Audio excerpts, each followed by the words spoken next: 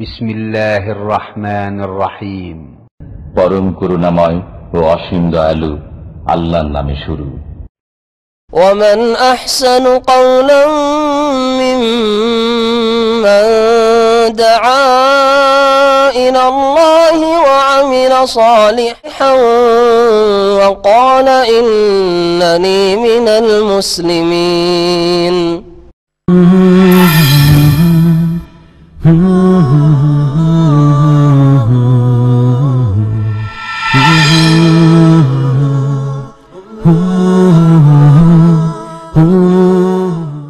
أعوذ بالله من الشيطان الرجيم.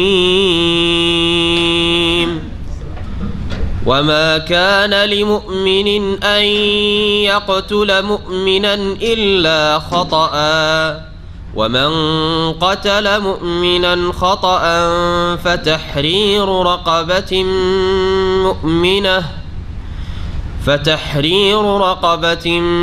مؤمنة ودية مسلمة إلى أهله إلا أن يصدقوا فإن كان من قوم عدو لكم وهو مؤمن فتحرير رقبة مؤمنة وإن كان من قوم بينكم وبينهم ميثاق فدية مسلمة إلى أهله وتحرير رقبة مؤمنة فمن لم يجد فصيام شهرين متتابعين توبة من الله وكان الله عليما حكيما. ومن يقتل مؤمنا متعمدا فجزاؤه جهنم خالدا فيها وغضب الله عليه ولعنه وأعد له عذابا عظيما. يا أيها الذين آمنوا إذا ضربتم في سبيل الله فتبينوا ولا تقولوا لمن ألقى إليكم السلام لست مؤمنا تبتغون عرض الحياة الدنيا فعند الله مغانم كثيرة كذلك كنتم من قبل فمن الله عليكم فتبينوا إن الله كان بما تعملون خبيرا. السلام عليكم ورحمة الله وبركاته. بسم الله الرحمن الرحيم. الحمد لله رب العالمين والصلاة والسلام على سيد المرسلين نبينا محمد وعلى آله وصحبه أجمعين. أما بعد فأعوذ بالله من الشيطان الرجيم. وما كان لمؤمن أن يقتل مؤمنا إلا خطأ ومن قتل مؤمنا خطأ فتحرير رقبة مؤمنة ودية مسلمة إلى أهله إلا أن يصدقوا فإن كان من قوم عدو لكم وهو مؤمن فتحرير رقبة مؤمنة وإن كان من قوم بينكم وبينهم ميثاق فدية مسلمة إلى أهله وتحرير رقبة مؤمنة فمن لم يجد فصيام شهرين متتابعين توبة من الله وكان الله عليما حكيما. মহান আল্লাহর সমস্ত প্রশংসা যে আল্লাহ পাক রব্বুল আলামিন একমাত্র বিধানদাতা, তার আদেশ নিষেধ পালন করাই হচ্ছে তার ইবাদত বন্দেগী করা। আল্লাহ পাক রব্বুল আলামিন যেসব বিধিবিধানে কল্যাণ রয়েছে তাই আল্লাহ পাক নাযিল করেছেন, যা আমাদের জন্য জায়েজ করেছেন তাতেও কল্যাণ রয়েছে, যা আমাদের জন্য নাজায়েজ অবৈধ করেছেন সেগুলি থেকে বেঁচে থাকাই কল্যাণ রয়েছে।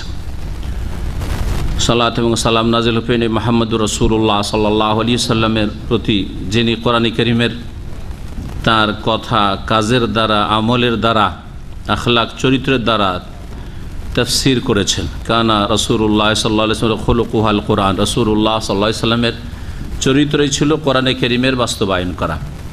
আমাদের তাফসীর আজকে হবে সূরা নিসার আয়াত নম্বর 92 থেকে। আল্লাহ পাক রব্বুল আলামিন এর আগের আয়াতগুলিতে ওই সব কাফের মুনাফিকদের কথা আলোচনা করেছেন যাদের এক শ্রেণীর লোক রয়েছে, তাদের বিরুদ্ধে সশস্ত্র লড়াইয়ের নির্দেশ রয়েছে বা বৈধতা রয়েছে, আর কিছু কাফের মুনাফিক রয়েছে যাদের বিরুদ্ধে আল্লাহ পাক রব্বুল আলামিন সশস্ত্র লড়াইয়ে নিষেধ করেছেন।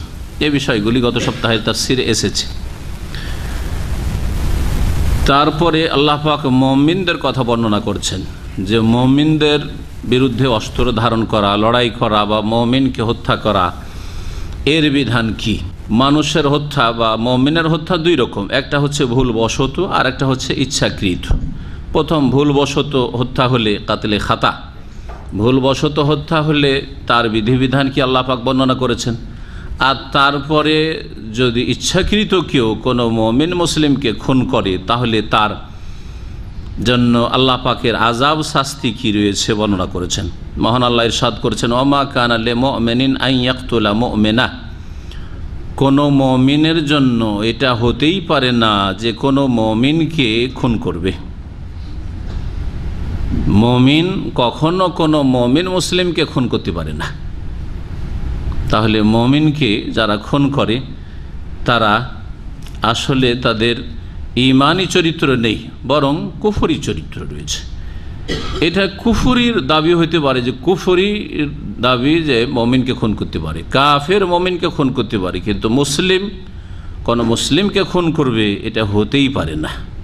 ইল্লা খাতাআ, তবে ভুলবশত হইতে পারে, ভুলবশত অনিচ্ছাকৃত। কেমন ভুলবশত হত্যা হয় মুমিনকে হত্যা করা? যেমন আজকালকার গাড়ির যুগে অ্যাক্সিডেন্ট, আপনি রাস্তা দিয়ে উদ্দেশ্য গাড়ি চালানো, হঠাৎ করে সামনে কোনো লোক পড়ে গেছে, আপনি হয়তো দেখতেই পাননি যে ব্রেক করবেন, অথবা ব্রেক করেছেন কিন্তু এমনভাবে এসছে আর থামতে পারলেন না, গাড়ি দিয়ে তাকে মেরেই দিলেন। তো এটা ইচ্ছা করে মারলেন কি? এটা হচ্ছে কাতলে খাতা বা ভুলবশত হত্যা। আপনার দ্বারাই হত্যা হলো, লোকটি মারা গেল, কিন্তু সেটা ভুলবশত। এর বিধান কি? এছাড়া যে কোনো যুগের, নবী সাল্লাল্লাহু আলাইহি ওয়াসাল্লামের যুগের, যে কোনো যুগের মানব জাতির ইতিহাসে এইরকম একটা উদাহরণ দিই। আপনি গাছে কোনো একটা আম পাড়ার জন্য, ফল পাড়ার জন্য পাথর ছুঁড়েছিলেন, পাথরটা ফলকে না লেগে হঠাৎ করে গিয়ে মানুষকে লেগে গেছে।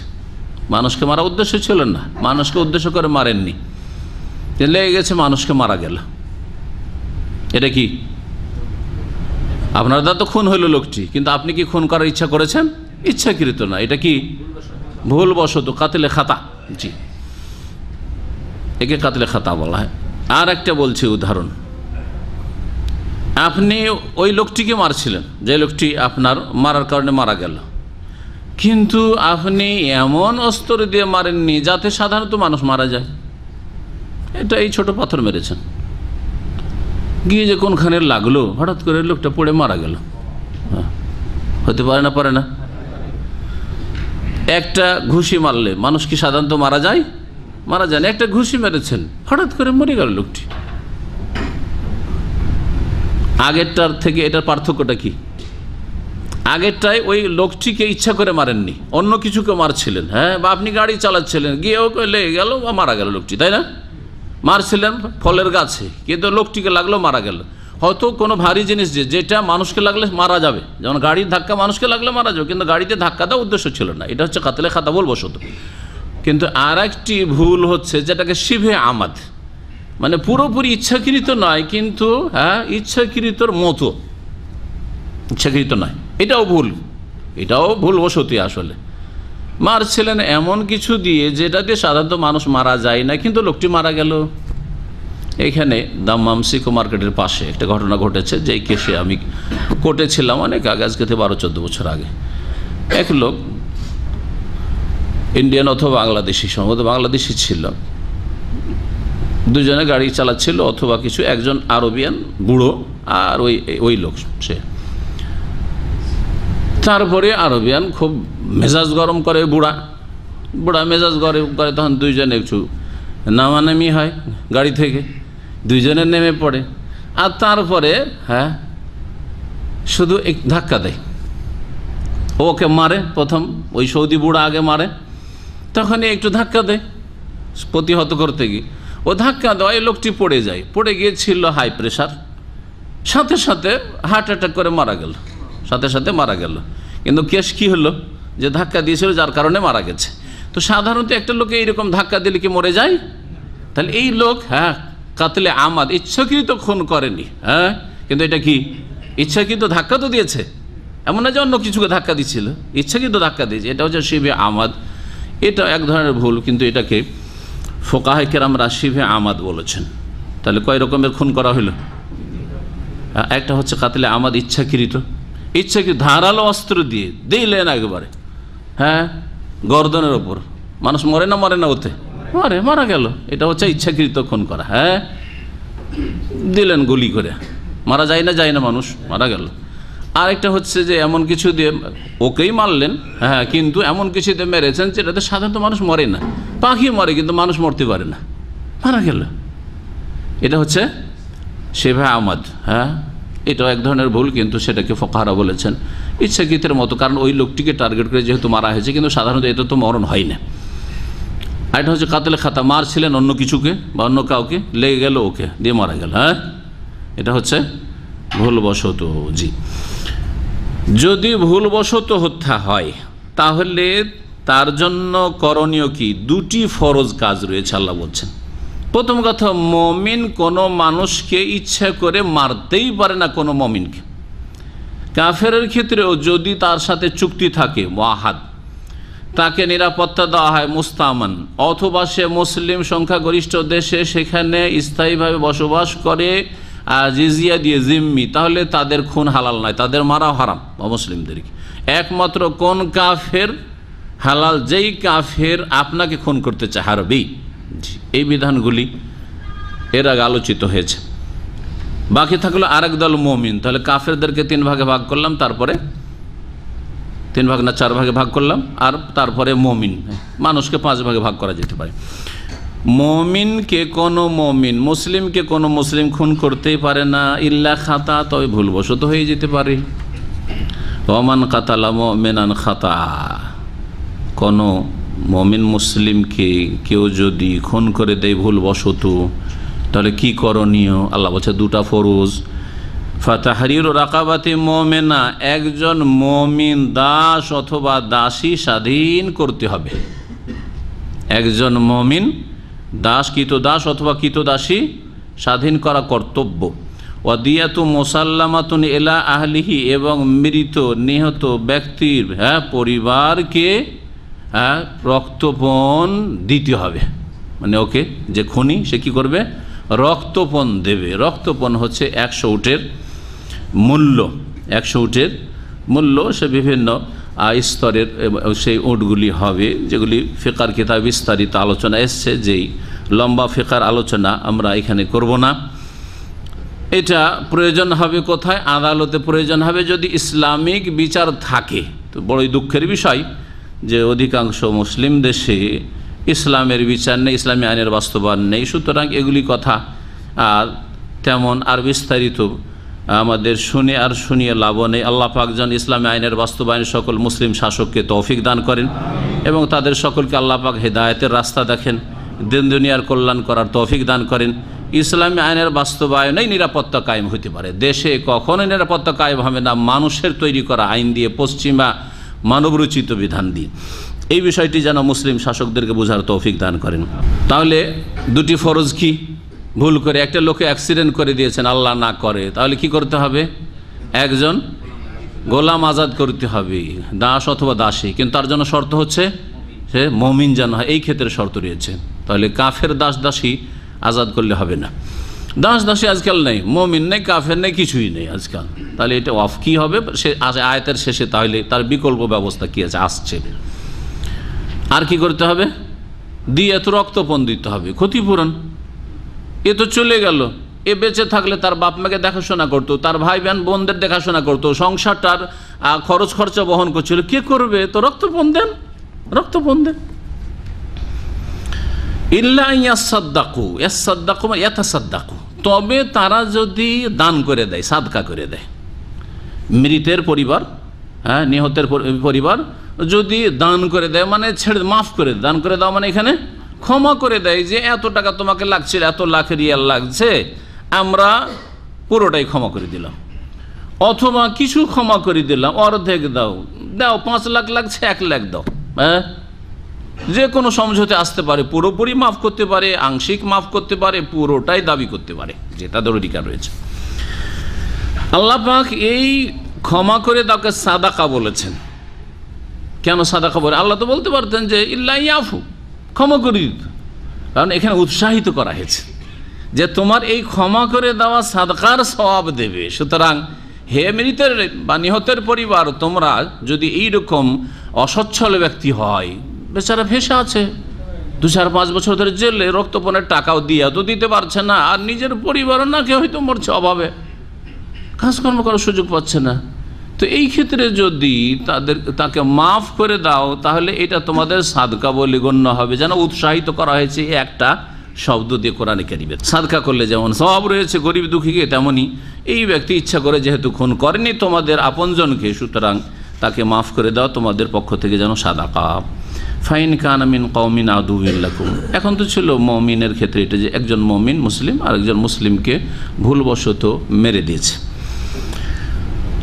কিন্তু যদি এমনটা হয় যে সে মুমিন কিন্তু সেই মুসলিমকে খুন করেছে, কিন্তু সেই মুসলিম কি দুশমন বংশের, শত্রু বংশের, অর্থাৎ সে হিজরত করে আসেনি, আছে কোথায় আছে?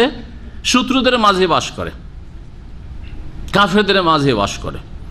যেই ব্যক্তি হিজরত মক্কা বিজয়ের আগে ফরজ ছিল, মক্কা বিজয়ের আগে হিজরত করা ফরজ ছিল, এখনও যেই সব দেশে বা যেসব এলাকায় দিন ইসলাম পালন করা যাচ্ছে না, আর সর্বনিম্ন দিন ইসলাম পালন করা হচ্ছে ইসলামিক শিক্ষা লাভ করা আর জুমা এবং জামাত কায়েম করা, জামাত করে নামাজ পড়া। তো জামাত করে নামাজ পড়তে হলে মসজিদ কায়েম করতে হবে, তো মসজিদের পারমিশন থাকতে হবে, জি, জামাত করে নামাজ পড়ার অনুমতি থাকতে হবে, জুমা পড়া যাবে, ঈদ পড়া যাবে, এবং ইসলামের শিক্ষা চর্চা করা যাবে। কোরআন শিক্ষা নিষিদ্ধ, আল্লাহ না করে এরকম যদি হয়, মসজিদ বানানো নিষিদ্ধ, জামাত করে নামাজ পড়া নিষিদ্ধ, তাহলে এইরকম এলাকা থেকে বা দেশ থেকে হিজরত করা কিয়ামত পর্যন্ত ফরজ। আল্লাহ পাক বলছেন ওয়াইন কানা মিন কওমিন বাইনাকুম বাইনহুম মিসাক, আর সেই মুমিন মুসলিম যাকে ভুলবশত মেরে দেওয়া হয়েছে, ভুলবশত কোনো মুমিনের হাতে মারা গেছে, সে যদি এমন সম্প্রদায়ের মধ্যেকার হয় যে বাইনাকুম ওয়া বাইনাহুম মিসাক, তোমাদের মাঝে আর তাদের মাঝে, তার আগে একটি অংশ রয়েছে, ফাইন কানা মিন কওমিন আদুউন লাকুম, সেই মুমিন মুসলিম যদি এমন সম্প্রদায়ের সাথে সম্পর্কিত হয় যেই সম্প্রদায় তোমাদের শত্রু, তারা কাফের শত্রু, আর শত্রুদের মাঝে বাস করে। মদিনায় যখন নবী সাল্লাল্লাহু আলাইহি ওয়াসাল্লাম হিজরত করে আসলেন, সাহাবারা মদিনায়, মক্কায় কিছু লোকেরা থেকে গেছে, মক্কায় তখন নেতৃত্ব কার? মক্কা বিজয়ের আগে কাফেরদের নেতৃত্ব, কোন মুসলিম মক্কায় থেকে গেছে, এইরকম অবস্থা, এইরকম যদি পরিস্থিতি হয়, ওয়াহুয়া মুমিন, কিন্তু ওই ব্যক্তি যে নিহত হয়েছে সে মুমিন মুসলিম, তাহলে ফাতাহরির ও রাকাবাতি মুমিনা, তখন একটি বিষয় ফরজ হবে, সেটা হচ্ছে একজন মুমিন গোলাম বা দাসী, কৃতদাসী স্বাধীন করা। গোলাম আজাদ করার মাধ্যমে আল্লাহ পাকের সন্তুষ্টি অর্জন হবে, এবং এই যে অন্যায় আপনার দ্বারা হয়ে গেছে, যদিও ভুলবশত, তার কাফফারা হিসাবে সেটা গণ্য হবে। বোঝা গেছে? আর একটা ফরজ কি ছিল? মুমিনকে ভুলবশত মেরে দিলে দিয়াত দেওয়া। তো রক্তপণ দেব কাকে? কারণ তার বংশধর আত্মীয় সব হচ্ছে মুসলিমদের শত্রু। যদি এখানে এই বিধান থাকতো যে ওদেরকে রক্তপণ দিয়ে দাও, তো এই রক্তপণ নিয়ে কারা লাভবান হবে? কুফরি শক্তি লাভবান হবে। এই অর্থকে ইসলামের বিরুদ্ধে ব্যয় করবে না, কারণ শত্রু হারবি যুদ্ধ লাগিয়ে রেখেছে, সুতরাং ইসলামের বিরুদ্ধে তখন বা মুসলিমদের বিরুদ্ধে অস্ত্র খরিদ করবে, হ্যাঁ, জি হ্যাঁ, শক্তিশালী হবে না, তখন আর তাদেরকে দিয়ে দেওয়া যাবে না। কারণ দিয়ার থেকে উপকৃত মৃত ব্যক্তি নয়, কে? মৃত ব্যক্তির যারা জীবিত আত্মীয় স্বজন কাফের দুশ্মন, আদুউল্লাকুম, তোমাদের শত্রু। সুতরাং এই ক্ষেত্রে একটি ফরজ। ওয়াইন কানা মিন কওমিন বাইনাকুম ওয়া বাইনাহুম মিসাক, আর যদি সেই মুমিন নিহত ব্যক্তি এমন সম্প্রদায়ের সাথে সংশ্লিষ্ট হয় যে তোমাদের মাঝে আর তাদের মাঝে চুক্তি রয়েছে, তারাও কাফের কিন্তু একটা চুক্তি আছে যে তোমরা আমাদের ওপর অস্ত্র ধারণ করবে না আর আমরা তোমাদের বিরুদ্ধে অস্ত্র ধারণ করবো না, একটা চুক্তি আছে, হ্যাঁ সন্ধি চুক্তি আছে, আমাদের মাঝে কোনো লড়াই যুদ্ধ বা মারামারি হবে না, কেউ কারো ক্ষতি করবে না, তাহলে আল্লাহ বলছেন ফাদিয়াতুম মুসাল্লামাতুন ইলা আহলিহি ওয়া তাহরিরু রাকাবাতিন মুমিনা। তখন দুটো জিনিস ফরজ হবে, কি? হ্যাঁ, একজন দাস অথবা দাসী স্বাধীন করা কাফারা হিসাবে, আর দিয়ত দিতে হবে কাকে? তার পরিবার পরিজনকে, যদিও তার পরিবার পরিজন তারা হচ্ছে কাফের কিন্তু তারা শত্রু নয়, তাদের সাথে সন্ধি চুক্তি হয়ে আছে, তারা এই অর্থকে ইসলাম মুসলিমের বিরুদ্ধে ব্যবহার করবে না। আল্লাহ পাক রব্বুল বলছেন যে কারো কাছে যদি দাস দাসী ক্রয় করার পয়সা না থাকে অথবা দাস দাসী পাওয়া না যায়, যেমন আজকাল পয়সা আছে কিন্তু পাওয়া না যায়, দাস দাসী নেই তার কাছে, দাস দাসী ক্রয় করার পয়সা নেই, অথবা দাস দাসীর যুগই নেই, এখন নেই দাস দাসী, কৃতদাসী নেই, কি করতে হবে? তাহলে কাফারা হিসাবে আল্লাহ বলছেন ফামান লাম ইয়াজিদ, কেউ যদি দাস অথবা দাসী মুমিন স্বাধীন না করতে পারে বা না পায়, ফাসিয়ামু শাহরাইনি, 2 মাস সিয়াম রোজা রাখবে, মুতাতাবিআইনি, একাদিক্রমে একটানা রোজা রাখতে হবে বিনা কোনো বিরতিতে। শরীয়তে যেই বিরতিগুলি দেওয়া হয়েছে সেই বিরতি ছাড়া আর কোনো বিরতি না। শরীয়তে কি বিরতি দেওয়া হয়েছে? রমজান মাসের রোজা কোন ক্ষেত্রে আপনি ছাড়তে পারবেন? অসুস্থ হলে আর সফরে। তাহলে এই 2 মাস যে কাফারার রোজা রাখবে, এতে যদি এর মাঝখানে কোনো সফর হয় তাহলে রোজা ছাড়তে পারবে, অসুস্থ হয়ে পড়ে তাহলে রোজা ছাড়তে পারবে, তারপরে আবার কন্টিনিউ করবে, আগে যতটা রেখেছিল তারপরে বাকিটা কন্টিনিউ করবে। আর বিনা ওজরে সুস্থ আর সফরেও যায়নি বাড়িতে, তারপরে মাঝখানে একদিন যদি ছেড়ে দেয় আবার নতুন করে শুরু করতে হবে। 30-40টা রোজা রাখার পরে একদিন দিল ছেড়ে, এমনিতে বিনা ওজরে রোজা রাখলো না, তাহলে আবার নতুন করে 60 রোজা রাখতে হবে। কত কঠোর বিধান এই ক্ষেত্রে রয়েছে। কারণ বড় ধরনের একটা অন্যায় হচ্ছে, একজন মুমিন তোমার হাতে খুন হয়েছে, আর ইচ্ছা করে না করবে তোমার হাতে একজন মুমিন খুন হয়েছে, হত্যা হয়েছে, সুতরাং তোমার উপর এই কাফারা রয়েছে শক্ত। ওয়াকান আল্লাহ তাওবাতাম মিনাল্লাহ, এই হচ্ছে আল্লাহর পক্ষ থেকে তওবার সুব্যবস্থা। তোমার দ্বারা যেহেতু খুন হয়েছে কোনো মুমিন, এর জন্য তওবার প্রয়োজন। এটা তওবা তোমার সুন্দর করে দিবে, অন্তর থেকে তওবা করতে হবে, মুখে তওবা করতে হবে, আর এই কাফারার মাধ্যমে কি হবে? তোমার তওবাটা আল্লাহ পাকের কাছে গ্রহণযোগ্য হবে। ওয়াকান আল্লাহ আলিমান হাকিমা, আল্লাহ পাক সর্বজ্ঞ, সব কিছু জানেন, হাকিমান বিজ্ঞানময়। আল্লাহ পাক রব্বুল আলামিন জানেন যে কোন বিধিবিধানে কল্যাণ রয়েছে, সব কিছু তিনি জানেন। আর আল্লাহ পাকের প্রত্যেকটি বিধিবিধান, আদেশ নিষেধে প্রজ্ঞা হেকমত রয়েছে, অযৌক্তিক নয়। তারপরে মহান আল্লাহ ইরশাদ করেছেন ইচ্ছাকৃত খুন করার বিষয়টি। কোনো মুমিন ইচ্ছাকৃত কোনো মুমিন মুসলিম খুন করতেই পারে না, আগে আল্লাহ বলেছেন। তারপরেও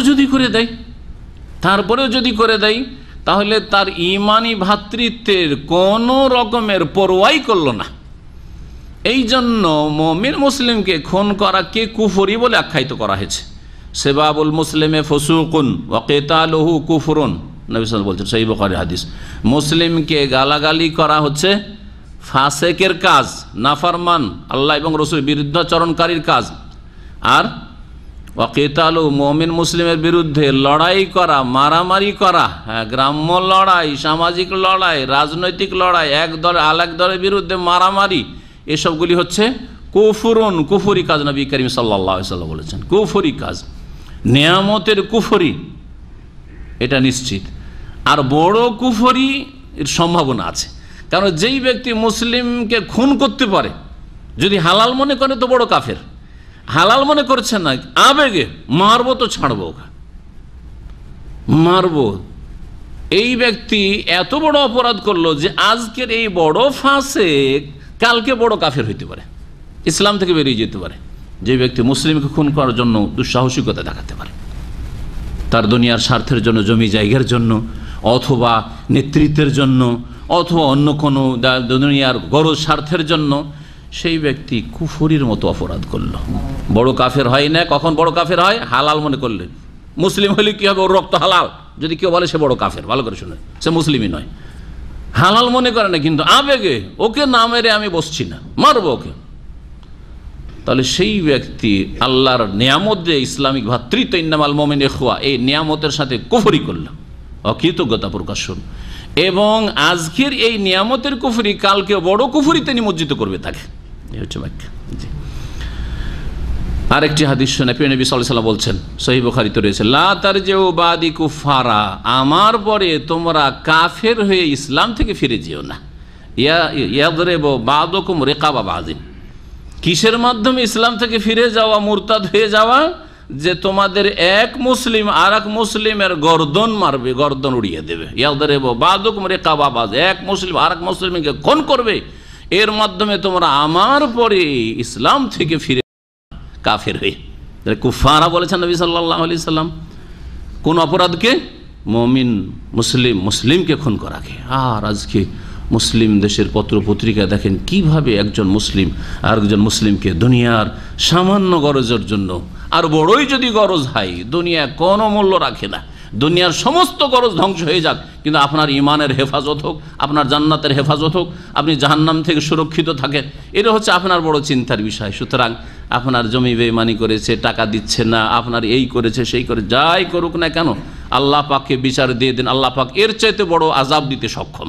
আপনি তো ওকে খুন করলেন, এর চাইতে বড় আযাব, ওর ওপরে আযাব, ওর পরিবারের উপরে আযাব, ওর কিয়ামত পর্যন্ত ওই বংশের ওপর আযাব আল্লাহ দিতে পারেন না?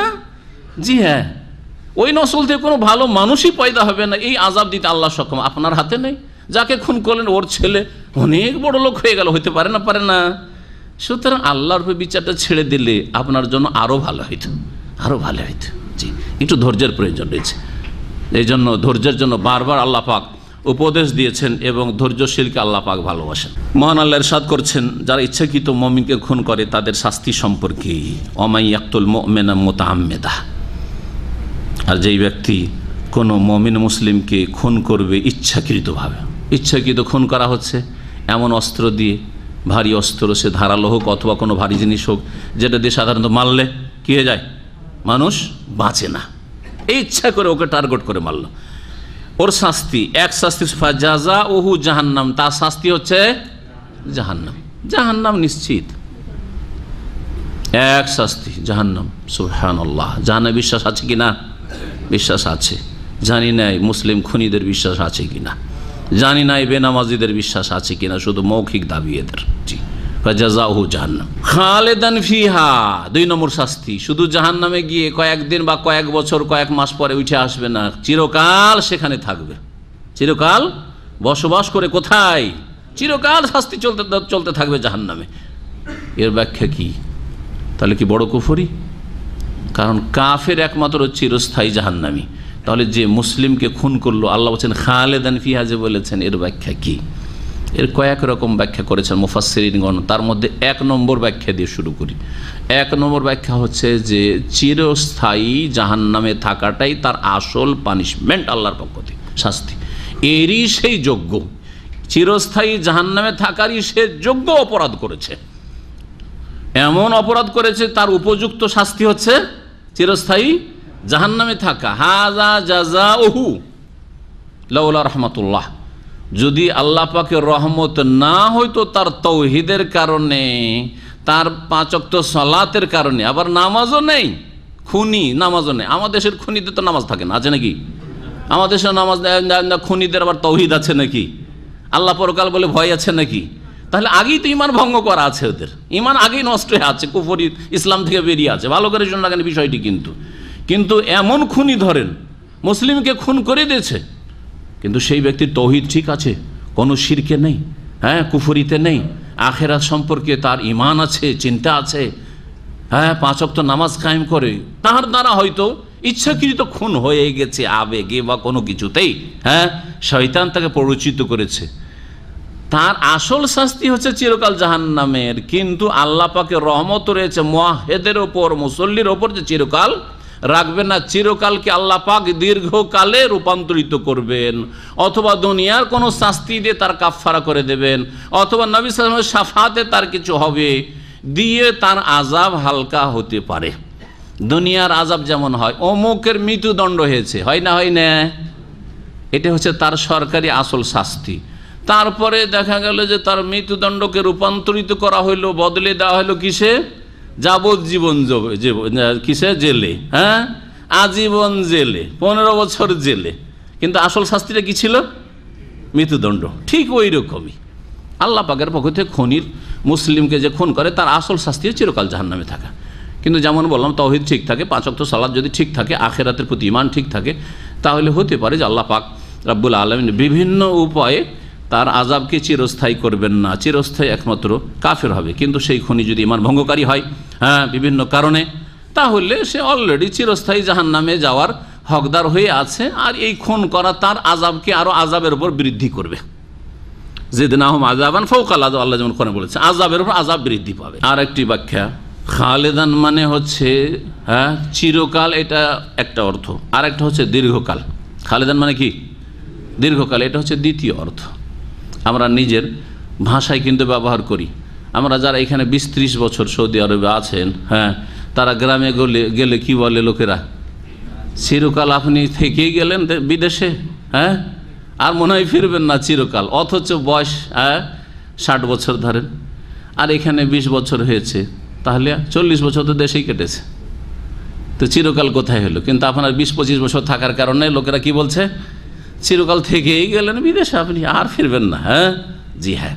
তো চিরকাল মানে এখানে কি বোঝানো হয়েছে? দীর্ঘকাল বোঝানো হয়েছে। দীর্ঘকাল আযাব হবে, খুনির দীর্ঘকাল আযাব হবে। আরেকটি তাফসীর, যদি হালাল মনে করে খুন করে, খালেদান ফিহা ইন কানা মুস্তাহিল্লান, এই মুসলিমকে খুন করা হালাল। সে নিজে মুফতি সেজে খুন করল, নিজে মুফতি সেজে গেল, হালাল মনে করে খুন করলো, তাহলে চিরকাল জাহান্নাম। কারণ হারামকে হালাল যে বিশ্বাস করে সে ঈমান ভঙ্গকারী। ঈমান ভঙ্গকারী বিষয় হচ্ছে যে হালালকে হারাম মনে করে অথবা হারামকে হালাল মনে করে। কারণ হারাম হালাল করা কার কাজ? আল্লাহর কাজ। নিজেই সে আল্লাহর কাজ করা শুরু করলো, সুতরাং সে ফিরআউনের মতো সে ঈমান ভঙ্গ করল। 3টি ব্যাখ্যা করলাম খালেদান ফিহা। 2টি শাস্তি হলো, তাই না? ওয়া গাদিব আল্লাহু আলাইহি, তৃতীয় শাস্তি হচ্ছে আল্লাহ পাক রব্বুল আলামিনের ক্রোধ তার উপর হতে থাকবে। আল্লাহ কখনো তার উপর রাজি হবে না। যে মুসলিমকে খুন করেছে, না তার জীবদ্দশায় আল্লাহ রাজি হবেন, না কবরের জীবনে আল্লাহ রাজি হবেন, না হাসরের মাঠে আল্লাহ রাজি হবেন, না তাকে আল্লাহ পাক রাজি হয়ে জান্নাত দেবেন। গাদিব আল্লাহ, আল্লাহর গজব, ক্রোধ হতে থাকবে, আল্লাহ তার উপর রুষ্ট হবেন। 4 নম্বর শাস্তি, ওয়া লাআনাহু, এবং আল্লাহ পাকে অভিসম্পদ লানত তার উপর হইতে থাকবে। আল্লাহর রহমত থেকে তাকে বঞ্চিত করবে। লানত মানে রহমত থেকে বঞ্চিত করার ঘোষণা। 4র্থ শাস্তি। 5ম শাস্তি, ওয়া আ'আদ্দা লাহু আযাবান আযীমা, এবং তার জন্য আল্লাহ পাক খুনির জন্য, যে মুমিন মুসলিমকে খুন করে তার জন্য মহাশাস্তি প্রস্তুত করে রেখেছেন। মহাশাস্তি বারজাখী জীবনে, বিচার দিবসে, জাহান্নামে আল্লাহ পাক রেডি করে রেখেছেন, প্রতীক্ষায় আছে। মত হইলেই তার এই আযাব শুরু হয়ে যাবে, মনে রাখবেন। সুতরাং কখনো আবেগী হবেন না, সব সময় ধীর স্থিরতার সাথে, ইতমিনানের সাথে, সুস্থ মস্তিষ্কে সিদ্ধান্ত নেবেন। এবং মনে রাখবেন যে ধৈর্যের কোনো বিকল্প নেই। এই ধৈর্য দিয়ে দুনিয়াতেও লাভবান হতে পারবেন, আর আখিরাতেও লাভবান হতে পারবে। ইন্নী জাযাইতুহুমুল ইয়াওমা বিমা সাবারু আন্নাহুম হুমুল ফায়েজুন। যারা ধৈর্যশীল, ধৈর্য ধারণ করেছে, যারা দুনিয়ার স্বার্থ গেছে, কিন্তু আমি হাত বাড়াবো না, তাদেরকে আল্লাহ পাক কিয়ামতের দিনে ডেকে বলবেন যে এদেরকে আমি আজকে প্রতিদান দেব তাদের ধৈর্যের, এরাই হচ্ছে সফল কাম।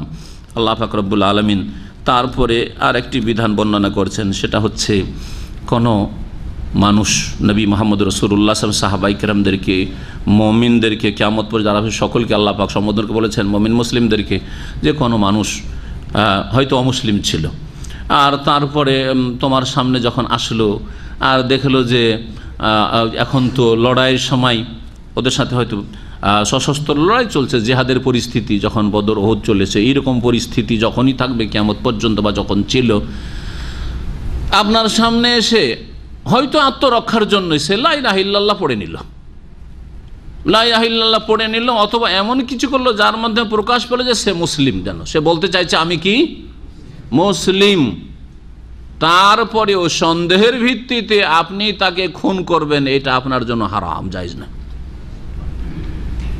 যতই ক্ষতি করুক না কেন, যতই বড় ক্ষতি করুক না কেন। নবী মুহাম্মদ রাসূলুল্লাহ সাল্লাল্লাহু আলাইহি ওয়াসাল্লামের এক সাহাবী বলছেন, ইয়া রাসূলুল্লাহ, এক কাফের আমার হাত কেটে ফেলেছে, একটা হাত কেটে ফেলেছে আঘাত করে, আর তারপরে যখন আমি তাকে আয়ত্ত নিতে পেরেছি যে তাকে খুন করে দেব, তখন বলছে লা ইলাহা ইল্লাল্লাহ আশহাদু আল্লা ইলাহা ইল্লাল্লাহ ওয়া আশহাদু আন্না মুহাম্মাদান রাসূলুল্লাহ।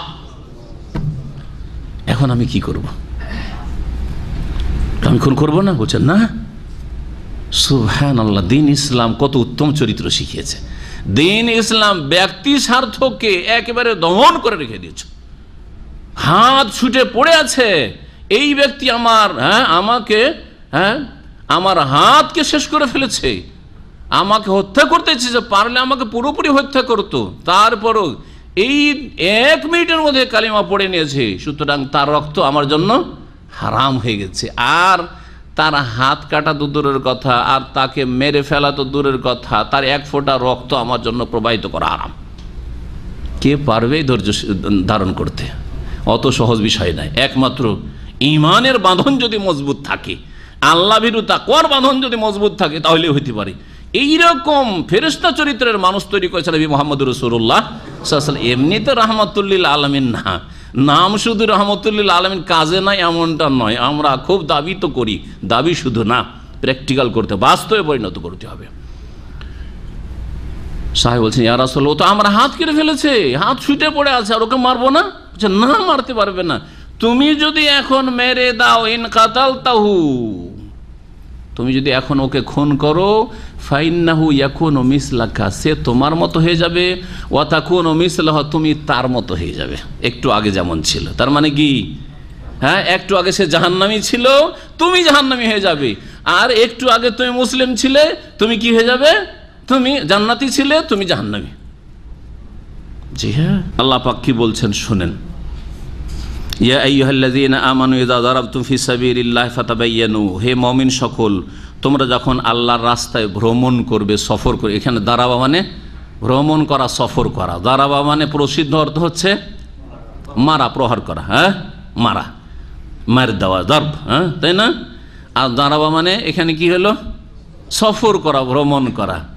আর দারাবার আরেকটি অর্থ কি হয়? কোরআনে কারীমের আয়াতে রয়েছে, একাধিক আয়াতে, হ্যাঁ, দারাবাল্লাহু মাসালান মানে আল্লাহ পাক দৃষ্টান্ত, উপমা পেশ করেছেন, হ্যাঁ, দৃষ্টান্ত বর্ণনা করেছেন, মিসাল, উদাহরণ দেওয়া। আল্লাহ পাক বলছেন, ইযা দারাবতুম ফি সাবিলিল্লাহ, হে মুমিন মুসলিমরা, যখন তোমরা আল্লাহর রাহে সফর করবে, মানে জিহাদ ফি সাবিলিল্লাহর সফরে আছো, ওই রাস্তাতে সামনে কাফের পড়তে পারে, হ্যাঁ, আর কাফের হয়তো পড়েছে, ফাতাবায়ানু, যাকে তাকে কাফের মনে করে শুধু, হ্যাঁ, অস্ত্র বের করে মেরে দিও না। ফাতাবায়ানু, পরীক্ষা নিরীক্ষা করে নাও, তদন্ত করো। তাবায়ানা মানে হচ্ছে ভিতরের অবস্থাটা একটু জানার চেষ্টা করো যে এ আসলে মুসলিম না মুসলিম নয়, হ্যাঁ, একটু পরীক্ষা করে দেখো। ওয়ালা তাকুলু লিমান আলকা ইলাইকুমুস সালাম আলাস্তা মুমিনা, আর যে তোমাদের সামনে সালাম পেশ করে বা আত্মসমর্পণ করে বা ইসলামের অঙ্গীকার করে, শাহাদাত পড়ে, তার সম্পর্কে এ কথা বলিও না যে এই তুমি মুমিন না, জান বাঁচাইবার জন্য তুমি কলেমা পড়েছো, এ কথা বলার অধিকার তোমার নেই। লাস্তা মুমিনান, এই তুই মুসলিম থোড়াই, এখন আমাদেরকে এতক্ষণ মারছিলি আর এখন জান বাঁচাইবার জন্য তুই কলেমা পড়ে নিয়েছিস, এ কথা বলার অধিকার নেই। যদি এইরকম করো তাহলে তোমার উদ্দেশ্য কি? পার্থিব উদ্দেশ্য রয়েছে যে একে মেরে দেব, মেরে দেওয়ার পর এর সাথে যে ধন সম্পদটা আছে সেটা নিয়ে নেব, গনিমতের ধন সম্পদ হাসিল হবে, দুনিয়ার গরজ উদ্দেশ্য। আল্লাহ বলছেন তাবতাগুন আরাদাল হায়াতিদ দুনিয়া, পার্থিব জগতের সামগ্রী তোমরা সন্ধান করছো, বা পার্থিব জীবনের যে সম্পদ রয়েছে সেই সম্পদের আকাঙ্ক্ষা করছো। ইবতাগি মানে তলাশ করা, সন্ধান করা, আকাঙ্ক্ষা করা। তোমরা কি আকাঙ্ক্ষা করছো আরাদাল হায়াতিদ দুনিয়া, পার্থিব জগতের সম্পদের, যে কেউ মেরে দিলে অনেক মাল সামান ওর সাথে আছে, গনিমত পেয়ে যাব? না না না না, এইরকম লোভ লালসা রাখিও না। জি, স্বার্থহীন হয়ে যেতে হবে, আল্লাহর জন্য কাজ করতে হবে। ফাইন্দাল্লাহি মাগানিম কাসীর, শুনে রাখো আজকে কিছু ছেড়ে দিলে এখানে আল্লাহর ভয়ে, এই লোকটি কালিমা পড়ে নিয়েছে বা এই লোকটি মুসলিম, সালাম দিচ্ছে আসসালামু আলাইকুম বলছে, তার মানে মুসলিম। এই লোকটি বলছে আমি মুসলিম হয়ে গেছি, কথা বলছে, যে কোনো ভাষায় দিয়ে প্রকাশ করুক, যদি আপনার কাছে প্রকাশ পাওয়া যায় মুসলিম নিজেকে প্রকাশ করছে, তাহলে দুনিয়ার লোভে হত্যা করিও না। ফাইন্দাল্লাহি মাগানিম কাসীরা, দুনিয়া লাগবে, আল্লাহ এর চাইতে অনেক বেশি দিতে পারেন। আল্লাহর নিকটে বহু গনিমতের সম্পদ রয়েছে। কাযালিকুম কুনতুম মিন ক্বাবল, আরে তোমরাও তো এর পূর্বে এমনটাই ছিলে, তোমরাও তো এর পূর্বে এমনটাই ছিলে। আসল কথা ঠিক নয় কি? কয়েক বছর আগে তোমরাও তো কাফের ছিলে, তখন আগের যে মুসলিমরা ছিল তোমাদের আগে, ওরাও যদি তোমাদেরকে সামনে পেত আর তোমরা আসলাম না আমরা ইসলাম কবুল করেছি, আর তখন যদি মেরে দিত তো কি হইতো? কাযালিকুম কুনতুম মিন ক্বাবল। এই আয়াত থেকে একটা ইস্তেমবাদ করি, আপনাদের উপর আয়াতটা ফিট করছি। যারা নতুন নতুন হেদায়েত হয়েছেন শিরক বিদআত থেকে, অনেকে কবর মাজার পূজা থেকে হেদায়েত হয়েছেন, অনেকে পীরের মুরিদ হওয়া থেকে হেদায়েত হয়েছেন, অনেকে বিদআত থেকে হেদায়েত হয়েছেন, মিলাদ থেকে, অনেকে বহু রকমের কুসংস্কার পাপ থেকে হেদায়েত হয়েছেন। কিন্তু আপনাদের অনেকের যারা হেদায়েত হয়েছেন, আত্মীয় স্বজন, কারো বাপ মা, কারো ভাই বোন, বংশধর, গ্রামবাসী এখনও হেদায়েত হয়নি, তাদের সাথে আপনাদের অনেকেই আবেগী হয়ে পড়ে। রাতারাতি ঠিক করব, কেন ঠিক হবে না? বোঝা গেছে? অথচ আপনাকে হেদায়েত হইতে 5 বছর লেগেছে, কাউকে আবার 10 বছরও লেগেছে। এখানে বহু লোক আছে, নামে শুধু না, সারা পৃথিবীতে এমন, যারা আমাদের আলোচনা কট্টর দুশ্মন ছিল, কত যে গাল দিয়েছে। এখানে এক ভাই ছিল আব্দুস সামাদ ভাই, 35 বছরের, চেনেন, অ্যাক্সিডেন্ট করে মারা গেছে, রাহেমা আল্লাহ রহম করে। এক মসজিদে থাকতেন, অনেকেই জানাজা হাজির হয়েছেন, পুরাতন ভাইরা চেনেন, কয়েক বছর আগে ইন্তেকাল করেছেন অ্যাক্সিডেন্ট করে। তো সেই ব্যক্তি হেদায়েত হওয়ার পরে, 35 বছর চরমনায়ের খাস মুরিদ, হেদায়েত হওয়ার পরে আমাকে নিজে বলছে, শায়েখ আপনাকে অনেক গাল দিয়েছি, মাফ করবেন। আর 10 বছর আপনার অডিওর যুগ ছিল, ভিডিও আসেনি, সিডি তো আসেনি, মেমোরি তো নামই জানতাম না। অডিওর যুগে 10 বছর অডিও শুনেছি, খালি শুনতাম, কিন্তু মনটা মানতে চাইতো না। লুকিয়ে লুকিয়ে শুনতাম ঠিকই, আমাকে পৌঁছাইতো। 1-2 ভাইয়ের কথা উল্লেখ করেছিলেন, তারাও অনেকে এখানে আছে, যে তারা আমাকে এগুলো দিতেন, কিন্তু শুনে শুনে শুধু রেখে দিতাম, হেদায়েত হয়নি। 10 বছর পরে আল্লাহ পাক হেদায়েত দান করেছে। 10 বছর হেদায়েত দান করেছে। এখন 10 বছর পরে, 5 বছর পরে, 2 বছর পর বা 6 মাস পরে আপনি হেদায়েত হলেন, আর গেলেন 2 মাসের ছুটি যাওয়ার পরে স্ত্রীকে বলছে তোকে এক্ষুনি ঠিক হইতে হবে, তো এখনই তোর নামাজ ঠিক কর। বলছে আমি কমই মাদ্রাসা পড়েছি, আমার হুজুর তোমার চাইতে বেশি জানে। তুমি কি জানো কোন মাদ্রাসায় পড়েছ? ওর সংশয় মগজে ভরা আছে। কেন বিদ্যার্থী পরিবেশ থেকে তাহলে নিয়ে আসছেন? আর কাযালিকুম কুনতুম মিন ক্বাবল, আরে তুমিও ওর মতোই ছিলে, তোমার স্ত্রীর ওর চাইতে গোঁড়া ছিলে, তোমার বাপের চাইতে গোঁড়া ছিলে, তুমি তোমার বংশধরের চাইতে কট্টরপন্থী, তুমি বিদাতি ছিলে। কাযালিকুম কুনতুম মিন ক্বাবল। সুতরাং আস্তে আস্তে চেষ্টা করেন, চেষ্টা করেন। আর নাই যদি হয় তো ধৈর্য ধারণ করেন। যেমন নূহ আলাইহিস সালাম ছেলের ক্ষেত্রে ধৈর্য ধরেছেন, স্ত্রী কাফেরে মারা ধৈর্য ধারণ করেছেন, ইব্রাহিম আলাইহিস সালাম বাপের ক্ষেত্রে ধৈর্য ধারণ করেছেন, মুহাম্মদ রাসূলুল্লাহ চাচার ক্ষেত্রে ধৈর্য ধারণ করেন নাই? তাহলে আমাদের কাছে তো আম্বিয়াদের আদর্শ মজুদ আছে না? আপনি নবীদের চাইতে শ্রেষ্ঠ, নবীর আল্লাহর কাছে এত প্রিয়, তারপরে তাদের আপনজন ইসলাম গ্রহণ করেনি, এতে আমাদের সান্ত্বনা রয়েছে। জি, আমাদেরকে সান্ত্বনা দেওয়া হয়েছে। তাড়াহুড়া করবেন না, আবেগী হবেন না, জোর জবরদস্তি না, দিনের কথা স্পষ্টভাবে পৌঁছিয়ে দেন। ওয়াকুলিল হাক্কু মির রাব্বিকুম, হক সত্য কথা রবের পক্ষ থেকে কোরআন হাদিসে আছে, ওদের সামনে রেখে দেন। ফামান শাআ ফালিউমিন, কেউ চাইলে মানবে, ওমান শাআ ফালিয়াকফুর, যে চাইবে না মানবে না, জাহান্নাম প্রস্তুত হয়ে আছে। ইন্না আতাদনা লিয-যালিমিনা নারা। ব্যাস, তোমার কাজ তোমার হয়ে, ফাযাক্কির ফাইন্নামা আনতা মুযাক্কির, তোমার কাজ হচ্ছে উপদেশ দাও। লাস্তা আলাইহিম বিমুসাইতির, তুমি দারোগা পুলিশ না। আল্লাহ পাক বলছেন কাযালিকুম কুনতুম মিন ক্বাবল, আরে তোমরাও তো এইরকমই ছিলে, ইসলামের শত্রু ছিলে অথবা তাওহীদ সুন্নতের শত্রু ছিলে। ফামান্নাল্লাহু আলাইকুম, আল্লাহ তোমাদের উপর ইহসান অনুগ্রহ করেছেন। ফাতাবায়ানু, সুতরাং তোমরা, আবার আল্লাহ বলছেন যে এইরকম কেউ যদি ইসলাম প্রকাশ করে একটু তদন্ত করে নাও, একটু পরীক্ষা নিরীক্ষা করে নাও। ইন্নাল্লাহা কানা বিমা তা'মালুনা খাবীরা, কারণ আল্লাহ পাক রব্বুল আলামিন তোমরা যা কিছু করো সে সম্পর্কে সূক্ষ্ম খবর রাখেন। এই আয়াতের শানে নজুল নবী করিম সাল্লাল্লাহু আলাইহি ওয়াসাল্লাম একটি রিওয়ায়াত রয়েছে ওসামা বিন যায়েদকে পাঠিয়েছেন। আব্দুল্লাহ বিন আব্বাস রাদিয়াল্লাহু তাআলা আনহুমা থেকে বর্ণিত, তিনি বলছেন মাররা রাজুলুম বানি সুলাইমিন বিনাফারিন মিন আসহাবিন নবী সাল্লাল্লাহু আলাইহি ওয়াসাল্লাম ইয়ার গানামাল্লাহু ফাসাল্লামু আলাইহি ফাকালু মা সাল্লামা আলাইনা ইল্লা লিয়াতাআওয়াযা মিন্না। কয়েকটি রিওয়ায়াত রয়েছে, তার মধ্যে একটি রিওয়ায়াত শুনে। একটি রিওয়ায়াত রয়েছে ওসামা বিন যায়েদ রাদিয়াল্লাহু তাআলা সম্পর্কে, তিনি এরকম করেছেন। আর একটি রিওয়ায়াত এখানে রয়েছে যে বানু সুলাইম গোত্রের একজন লোক নবী করিম সাল্লাল্লাহু আলাইহি ওয়াসাল্লামের কয়েকজন সাহাবাই কেরামের দল ছিল, তাদের সামনে দিয়ে অতিক্রম করলো। বানু সালামের লোকটি ছিল, বানু সালাম গোটা বংশ ছিল কাফের, অমুসলিম। ইয়ার গানামাল্লাহ, আর এই বানু সালামের লোকটি বকরি ছাগলে বিশাল পাল বকরি নিয়ে বকরি চড়াচ্ছিল। ফাসাল্লামা আলাইহিম, এই বকরির রাখাল নবী সাল্লাল্লাহু আলাইহি ওয়াসাল্লাম সাহাবীদেরকে সালাম বলল, সালাম বলল। কিন্তু এদের সন্দেহ হয়ে গেল, যার গোটা বানি সালাম তো সব কাফের, আবার ইয়ে কখন থেকে মুসলিম হইল? ইয়ে বকরি বাঁচাবে, নিজের জান বাঁচাবে, সেই জন্য হয়তো ইয়ে সালাম দিয়েছেন। না না, এর সালাম কবুল করা হবে না। জি, সালাম বলল ওই লোকটি। ফাকালু, তখন সাহাবীদের এই দলটি বললেন মা সাল্লামা আলাইনা ইল্লা লিয়াতাআওয়াযা মিন্না, ইয়ে সালাম কেন দিয়েছে জানো? এই অন্তর থেকে দেয়নি, আমাদের থেকে বাঁচার জন্য।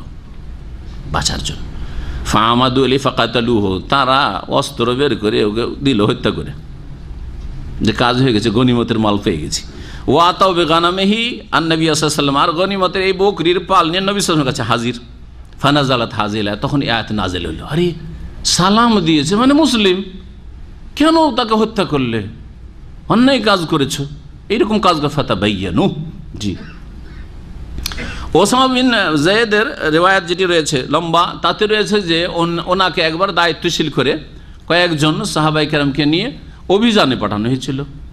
সামনে একজন কাফের পড়ল, বাহ্যিক সে কাফের বংশ, আর এলাকা সব কাফেরদের এলাকা। ভাবলেন যে কাফের, উনি ইসলামের উচ্চারণ করেছেন, কিন্তু একজন নিউ মুসলিম কালিমা শুদ্ধ করে পড়তে পারে না? পারবে না। তো ঠিকভাবে লা ইলাহা ইল্লাল্লাহ শাহাদাতটা অত সুন্দর করে বলতে পারেনি, কিন্তু ইসলামের সাক্ষ্য প্রদান করেছে, লা ইলাহা ইল্লাল্লাহ সাক্ষ্য প্রদান করেছে।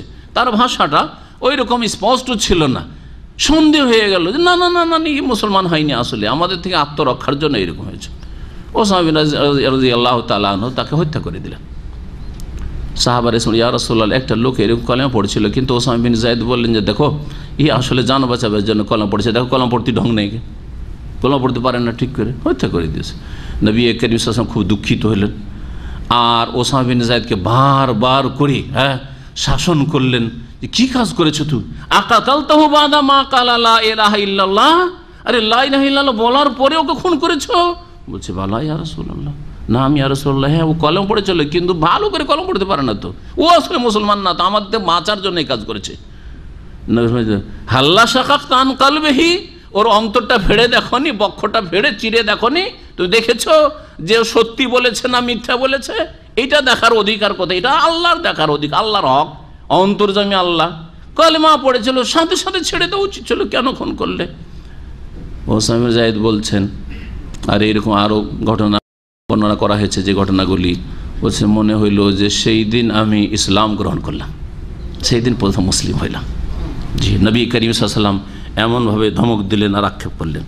নবী করিম সাল্লাল্লাহু বিল মুমিনিনা রাউফুর রহিম, 1 মিনিট আগেরই মুমিন হোক না কেন, কিন্তু নবী সাল্লাল্লাহু আলাইহি ওয়াসাল্লাম তার উপর বড় দয়ালু এবং স্নেহশীল, রাহমাতুল আলামিন। আল্লাহ পাক রব্বুল আলামিন তারপরের আয়াতে, আয়াত নম্বর 95, তাতে বলছেন যে যারা জিহাদ ফি সাবিলিল্লাহ, যখন জিহাদ ফরজ হয়েছে, সে জিহাদের শর্তগুলি পূরণ রয়েছে, নবী সাল্লাল্লাহু আলাইহি ওয়াসাল্লামের জামানায় জিহাদ চলছিল, ওই সময় কিছু লোকেরা জিহাদে অগ্রগামী হয়ে অংশ নিত। কিছু লোক ওজর না থাকলেও তারা হয়তো সামান্য একটু কিছু আছে, ওতে একটা বাহানা করে গেল না। জিহাদের 2টি অবস্থা রয়েছে, একটা হচ্ছে জিহাদ ফারজে আইন, কখনো সবাইকে যেতে হবে, তখন তো সবাইকে যেতে হবে, আর কখনো কখনো ফারজে কেফায়া, যে গোটা মদিনাবাসীর কিছু লোক গেলে হয়, বাকি লোকেরা বাড়িতে থাক, সংসারে দেখাশোনা করুক, মদিনা দেখাশোনা করুক। এটা হচ্ছে ফারজে কেফায়ার অবস্থা, এটা হচ্ছে ফারজে কেফায়ার অবস্থা। ধরেন ফার্জে আইন হলে তো সবার উপর ফরজ, যার ওজোর নেয় যদি না যায় তাহলে কাবিরা গুনাহ করলো। জি, কিন্তু ফার্জে কেফায়া যখন, ওই ক্ষেত্রে কিছু লোক আগে ভাগে বেরিয়ে চলে গেল নবী সাল্লাল্লাহু আলাইহি ওয়াসাল্লামের সাথে, অথবা নবী সাল্লাল্লাহু আলাইহি ওয়াসাল্লামের হুকুমে। আর কিছু লোক ভাবলো যে যখন ফার্জে কেফায়া থাক, আমরা যাব না, বাকিরা তো যাচ্ছে, আশা করি ওদের দিয়ে চলে যাবে। জি, দুই দলে কি সমান? দুই দল সমান মর্যাদার দিক থেকে, অথচ দুই দলই সাহাবী না, সমান না। গুনাহগার যদি নাও হয়, কারণ ফরজে কেফায়া আদায় হয়েছে না হয়নি? হয়েছে। আরে জানা যে আপনারা 5 ভাই, বাড়ি থেকে 2 ভাই গেলেন, 3 ভাই গেল না, ফরজে কেফায়া আদায় হয়েছে না হয়নি? হয়েছে। ওই রকমই। জি, কিন্তু কেউ যদি না যান, গোটা গ্রামবাসী, গ্রামে একজন মারা গেছে আর কেউ গেলেন না, সবাই গুনাহগার না? জি হ্যাঁ, ঠিক ওই রকম জিহাদ ফি সাবিলিল্লাহ একটা স্তর হচ্ছে ফরজে কেফায়া। তো এই দুই দল সমান নয়।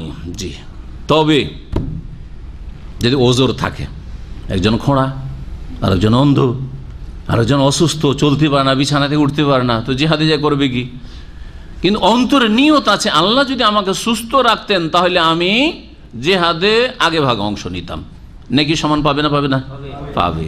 এই বিষয়গুলি আল্লাহ পাক আয়াতে বর্ণনা করেছেন। আল্লাহ পাক বলছেন, লা ইয়াস্তাবিল কায়েদুনা মিনাল মুমিনিনা গায়রু উলিদ দারারি ওয়াল মুজাহিদুনা ফি সাবিলিল্লাহি বিআমওয়ালি ওয়া আনফুসিহিম। সমান হতে পারে না, অক্ষম নয় এমন বসে থাকা মুমিন মুসলিমরা। জি, আল কায়েদুনা মিনাল মুমিনিনা, বসে থাকা মুমিনরা, গায়রু উলিদ দারারি, যারা অক্ষম নাই তারা। তাহলে একদল কারা? মুমিন, আর বাড়িতে বসে থাকলো, হ্যাঁ, নিজের শহরে গ্রামে বসে থাকলো, জিহাদের ময়দানে গেল না, অথচ অক্ষম নাই, তারা সমান হতে পারে না। কাদের সমান হতে পারে না? কাদের সাথে? ওয়াল মুজাহিদুনা ফি সাবিলিল্লাহ, ওই সব লোকেরা যারা আল্লাহর রাস্তায় জিহাদে অংশ নিয়েছে, বিআমওয়ালিহিম, তাদের ধন সম্পদ দিয়ে, ওয়া আনফুসিহিম, তাদের জান দিয়ে, প্রাণ দিয়ে। এই দুই দল সমান হতে পারে না। জি, আল্লাহ পাক তার বলছেন, ফাদ্দালাল্লাহুল মুজাহিদিনা বিআমওয়ালিহিম ওয়া আনফুসিহিম আলাল কায়েদিনা দারাজাহ। আল্লাহ পাক রব্বুল আলামিন শ্রেষ্ঠত্ব দান করেছেন ওই সব লোকদেরকে যারা নিজের জান এবং ধন সম্পদ মাল দিয়ে জিহাদ করে থাকে। কাদের ওপর? আলাল কায়েদিনা, বাড়িতে বসে থাকা লোকদের ওপর। দারাজা এক মর্যাদা, জান্নাতের মর্যাদাকে বোঝায়। এক মর্যাদা মানে মনে করি না যে একটা সিঁড়ি দুনিয়ার, হ্যাঁ, আমাদের ইসলামিক সেন্টারে 1 ধাপ সিঁড়ি, হ্যাঁ, এটাও আজকালকার ভাষায় দারাজ। দারাজ মানে সিঁড়ি, হ্যাঁ, কিন্তু দরজা মানে এটা হচ্ছে জান্নাতের একটা স্তর। জি, জান্নাতের একটা স্তর। আল্লাহ পাক রব্বুনা বলছেন, ওয়া কুল্লাম ওয়াদাল্লাহুল হুসনা, তবে প্রত্যেকের সাথে আল্লাহ পাক রব্বুল আলামিন আল হুসনা, জান্নাতের ওয়াদা করেছেন। কি করেছেন? আল হুসনা তাফসীর হচ্ছে জান্নাত। আরেকটি আয়াত রয়েছে, লিল্লাযিনা আহসানুল হুসনা, যারা সৎকর্মশীল তাদের জন্য আল হুসনা রয়েছে। জান্নাতের একটি নাম হচ্ছে আল হুসনা, মানে কল্যাণ আর কল্যাণ, যেখানে কল্যাণ ছাড়া অকল্যাণ কিছু নেই, শান্তি ছাড়া অশান্তির সামান্যতম কোনো দিক নেই, একমাত্র জান্নাত। দুনিয়ার কোনো রাজাধিরাজাও বলতে পারবে না যে আমার অশান্তি বলে কিছু নেই, আমার টেনশন বলে কিছু নেই, হ্যাঁ, আমার মন কখনো খারাপ হয় না। আছে কেউ নাকি? জি হ্যাঁ, কেউ নেই। একমাত্র জান্নাত, যেখানে সুখ ছাড়া, শান্তি ছাড়া অশান্তির সামান্যতম কোনো গন্ধ নেই। জি, ঠিক জাহান্নাম ওর বিপরীত, যেখানে অশান্তি আর আযাব ছাড়া সামান্যতম কোনো কল্যাণের কিছুই নেই, সেখানে ঘ্রাণ নেই, কিছুই নেই সেখানে। কিন্তু দুনিয়াতে যতই কষ্ট থাকেন না কেন, যতই কষ্টে থাকেন না কেন, আপনার সামান্যতম কোনো ভালো দিক আছে, যেটা অন্যের চাইতে আপনি ভালো আছেন, অন্যের চাইতে আপনি ওই দিক থেকে ভালো আছেন, বা অনেকের চাইতে ভালো আছে। হুসনা লিল্লাযিনা আহসানুল হুসনা, যারা সৎকর্মশীল তাদের জন্য আল হুসনা, হুসনা নামক জান্নাত রয়েছে। ওয়া জিয়াদা, আর বোনাস রয়েছে, ফাউ রয়েছে। জিয়াদা কি? আল্লাহ পাকের দিদার, রুইয়াত, দর্শন, আল্লাহ পাকের সাক্ষাৎ। জান্নাতে জান্নাতীরা আল্লাহকে দেখবে, এটা সবচেয়ে বড় নিয়ামত হবে। এই আয়াত প্রমাণ করে জিয়াদা। ওয়ালাদাইনা মাজিদ, জান্নাতীদের জন্য আল্লাহ বলছেন আমার পক্ষ থেকে কি রয়েছে, আরো বোনাস রয়েছে। মসজিদ, মসজিদ মানে এখানে আল্লাহ পাকের দিদার, সাক্ষাৎ। তো এখানে হুসনা, কুল্লাম ওয়াদাল হুসনা, সাহাবাই কেরাম যারা ফরজে কেফায়া আদায় করার জন্য জিহাদে গেছে, আরেক দল যায়নি, যে মদিনায় থাকি, দেখাশোনা করি, বাড়ি সংসারের, হ্যাঁ, মদিনার, তাদের সকলের সাথে আল্লাহ পাক কিসের ওয়াদা করেছেন? জান্নাতের ওয়াদা করেছেন। এই আয়াত সাহাবায়ে কেরামদের ফজিলতে আপনি উল্লেখ করতে পারেন। আল্লাহ পাক সকল সাহাবীর সাথে যারা নবী করিম সাল্লাল্লাহু আলাইহি ওয়াসাল্লামের সাথে সাক্ষাতে ধন্য হয়েছেন তাদের সাথে জান্নাতের আল্লাহ পাক কি করেছেন? ওয়াদা করেছেন। ওয়া কুল্লান মানে কুল্লা ওয়াহিদি মিনাস সাহাবাতে, সাহাবায়ে কেরাম প্রত্যেকের সাথে আল্লাহ পাক ওয়াদাল্লাহুল হুসনা, আল্লাহ পাক ওয়াদা করেছেন কিসের? জান্নাতের ওয়াদা করেছেন। এই সার্টিফিকেট রাফেজি শিয়াদের বিরুদ্ধে আল্লাহ পাকের কোরআনে কারীমের যে সাহাবায়ে কেরাম যে এক মিনিটের জন্য হয়তো নবী সাল্লাল্লাহু আলাইহি ওয়াসাল্লামকে দেখেছে, হ্যাঁ, ছোট অবস্থায় দেখেছে, নাবালক অবস্থায় দেখেছে, ছোট সাহাবী, হ্যাঁ, নবী সাল্লাল্লাহু আলাইহি ওয়াসাল্লামের যে বছর ইন্তেকাল সেই বছরে তার ইন্তেকাল হয়েছে, কিন্তু নবী সাল্লাল্লাহু আলাইহি ওয়াসাল্লামকে দেখেছে। নবী সাল্লাল্লাহু আলাইহি ওয়াসাল্লামের ইন্তেকালের বছরে তার হয়তো জন্ম হয়েছে, অথবা সেই সময় সে দেখেছে। জি, সে হচ্ছে সাহাবী। জি, সে উপলব্ধি করুক আর নাই করুক, তাদের সকলের সাথে আল্লাহ পাক জান্নাতের ওয়াদা করেছেন। তারপর আল্লাহ পাক বলছেন ওয়াফাদ্দালাল্লাহুল মুজাহিদিন আলাল কায়েদিন আজরান আযীমা, আল্লাহ পাক শ্রেষ্ঠত্ব দান করেছেন মুজাহিদিনদেরকে, জিহাদকারীদেরকে, আলাল কায়েদিন বাড়িতে বসে থাকা লোকদের ওপর। এখানে বিনা ওজরে, আগেটা ছিল দুই জায়গায়। আগে আছে যে আল্লাহ পাক রব্বুল আলামিন মুজাহিদিনদেরকে, যারা জান মাল দিয়ে জিহাদ করে, তাদেরকে বসে থাকা লোকদের ওপর আল্লাহ এক মর্যাদার শ্রেষ্ঠত্ব দান করেছেন। দুই দলই সাহাবী, দুই দলই মুমিন, খাঁটি মুমিন, কিন্তু ফরজে কিফায়ার জন্য এক দল জিহাদে গেছে আর এক দল যায়নি। যে ফরজে কিফায়া কিছু লোক গেছে চলবে, আমার ভাই গেছে চলবে, আমার আত্মীয় স্বজন গেছে চলবে, এইরকম তাদের ওপর আল্লাহ পাক কি করেছেন? জান্নাতের এক উঁচু মর্যাদা দান করেছেন। কি এটা ছিল বিনা ওজরে। হ্যাঁ, আর এক দল রয়েছে যাদের ওজর রয়েছে কিন্তু তাদের মনের আকাঙ্ক্ষা রয়েছে। ওজর আছে আর মনের আকাঙ্ক্ষা রয়েছে, যাব কিন্তু আমি গিয়ে তো কিছু করতে পারবো না। নবী সাল্লাল্লাহু আলাইহি ওয়াসাল্লাম তুমি যে করবে কি, তুমি বাড়িতে থাকো। ইবনে মাকতুম অন্ধ, খোড়া, আল্লাহ পাক বলছে লাইসা আলাল আমা হারাজুন, অন্ধের জন্য কোনো অসুবিধা নেই, ওয়ালা আলাল আরাজি হারাজুন, আর যেই ব্যক্তি খোঁড়া তারও কোনো অসুবিধা নেই। কিন্তু অন্তরে আছে যে আমি যদি খোঁড়া না হইতাম, অন্ধ না হইতাম, তো জিহাদ করতাম, সামান্য কীভাবে। এই মর্মে একটি হাদিস শোনাই। প্রিয় মুহাম্মদুর রাসূলুল্লাহ সাল্লাল্লাহু আলাইহি ওয়াসাল্লাম সেই হাদিস বর্ণনা করেছেন। সহিহ বুখারীর হাদিস, নবী সাল্লাল্লাহু আলাইহি ওয়াসাল্লাম বলছেন, আনাস রাদিয়াল্লাহু তাআলা আনহু থেকে বর্ণিত, আন্না রাসূলুল্লাহ সাল্লাল্লাহু আলাইহি ওয়াসাল্লাম قال ইন্না বিল মাদিনাতি আকওয়ামান, মদিনায় কিছু লোকেরা রয়েছে, মাসিরতুম মিন মাসিরিন, যে কোনো তোমরা সফরে তোমরা ভ্রমণ করেছো, ওয়ালা কাতাতুম মিন ওয়াদিন, অথবা কোনো উপত্যকা মাঠ ঘাট অতিক্রম করেছো, ইল্লা ওয়াহুম মাআকুম, সেই অবস্থায় তারা মদিনায় থাকা সত্ত্বেও তোমাদের সাথে রয়েছে, ফিহে, এই সফরে। মদিনাতে বসে আছে বেশ কিছু লোকেরা, তোমরা যে কোনো জায়গায় ভ্রমণ করো না কেন, যে কোনো মাঠ তোমরা অতিক্রম করো না কেন, তোমাদের সাথেই এই জিহাদে তারা রয়েছে। কালু, সাহাবীরা বললেন যে ইয়া রাসূলুল্লাহ ওয়াহুম বিল মদিনাতে, হে আল্লাহ রাসূল, তারা মদিনাতে আছে আর আমাদের সাথে আছে, আবার আমরা গেছি জিহাদে আর ওরা মদিনায় বসে আছে আর আমাদের সাথে আবার আছে, এটা কেমন কথা হইল?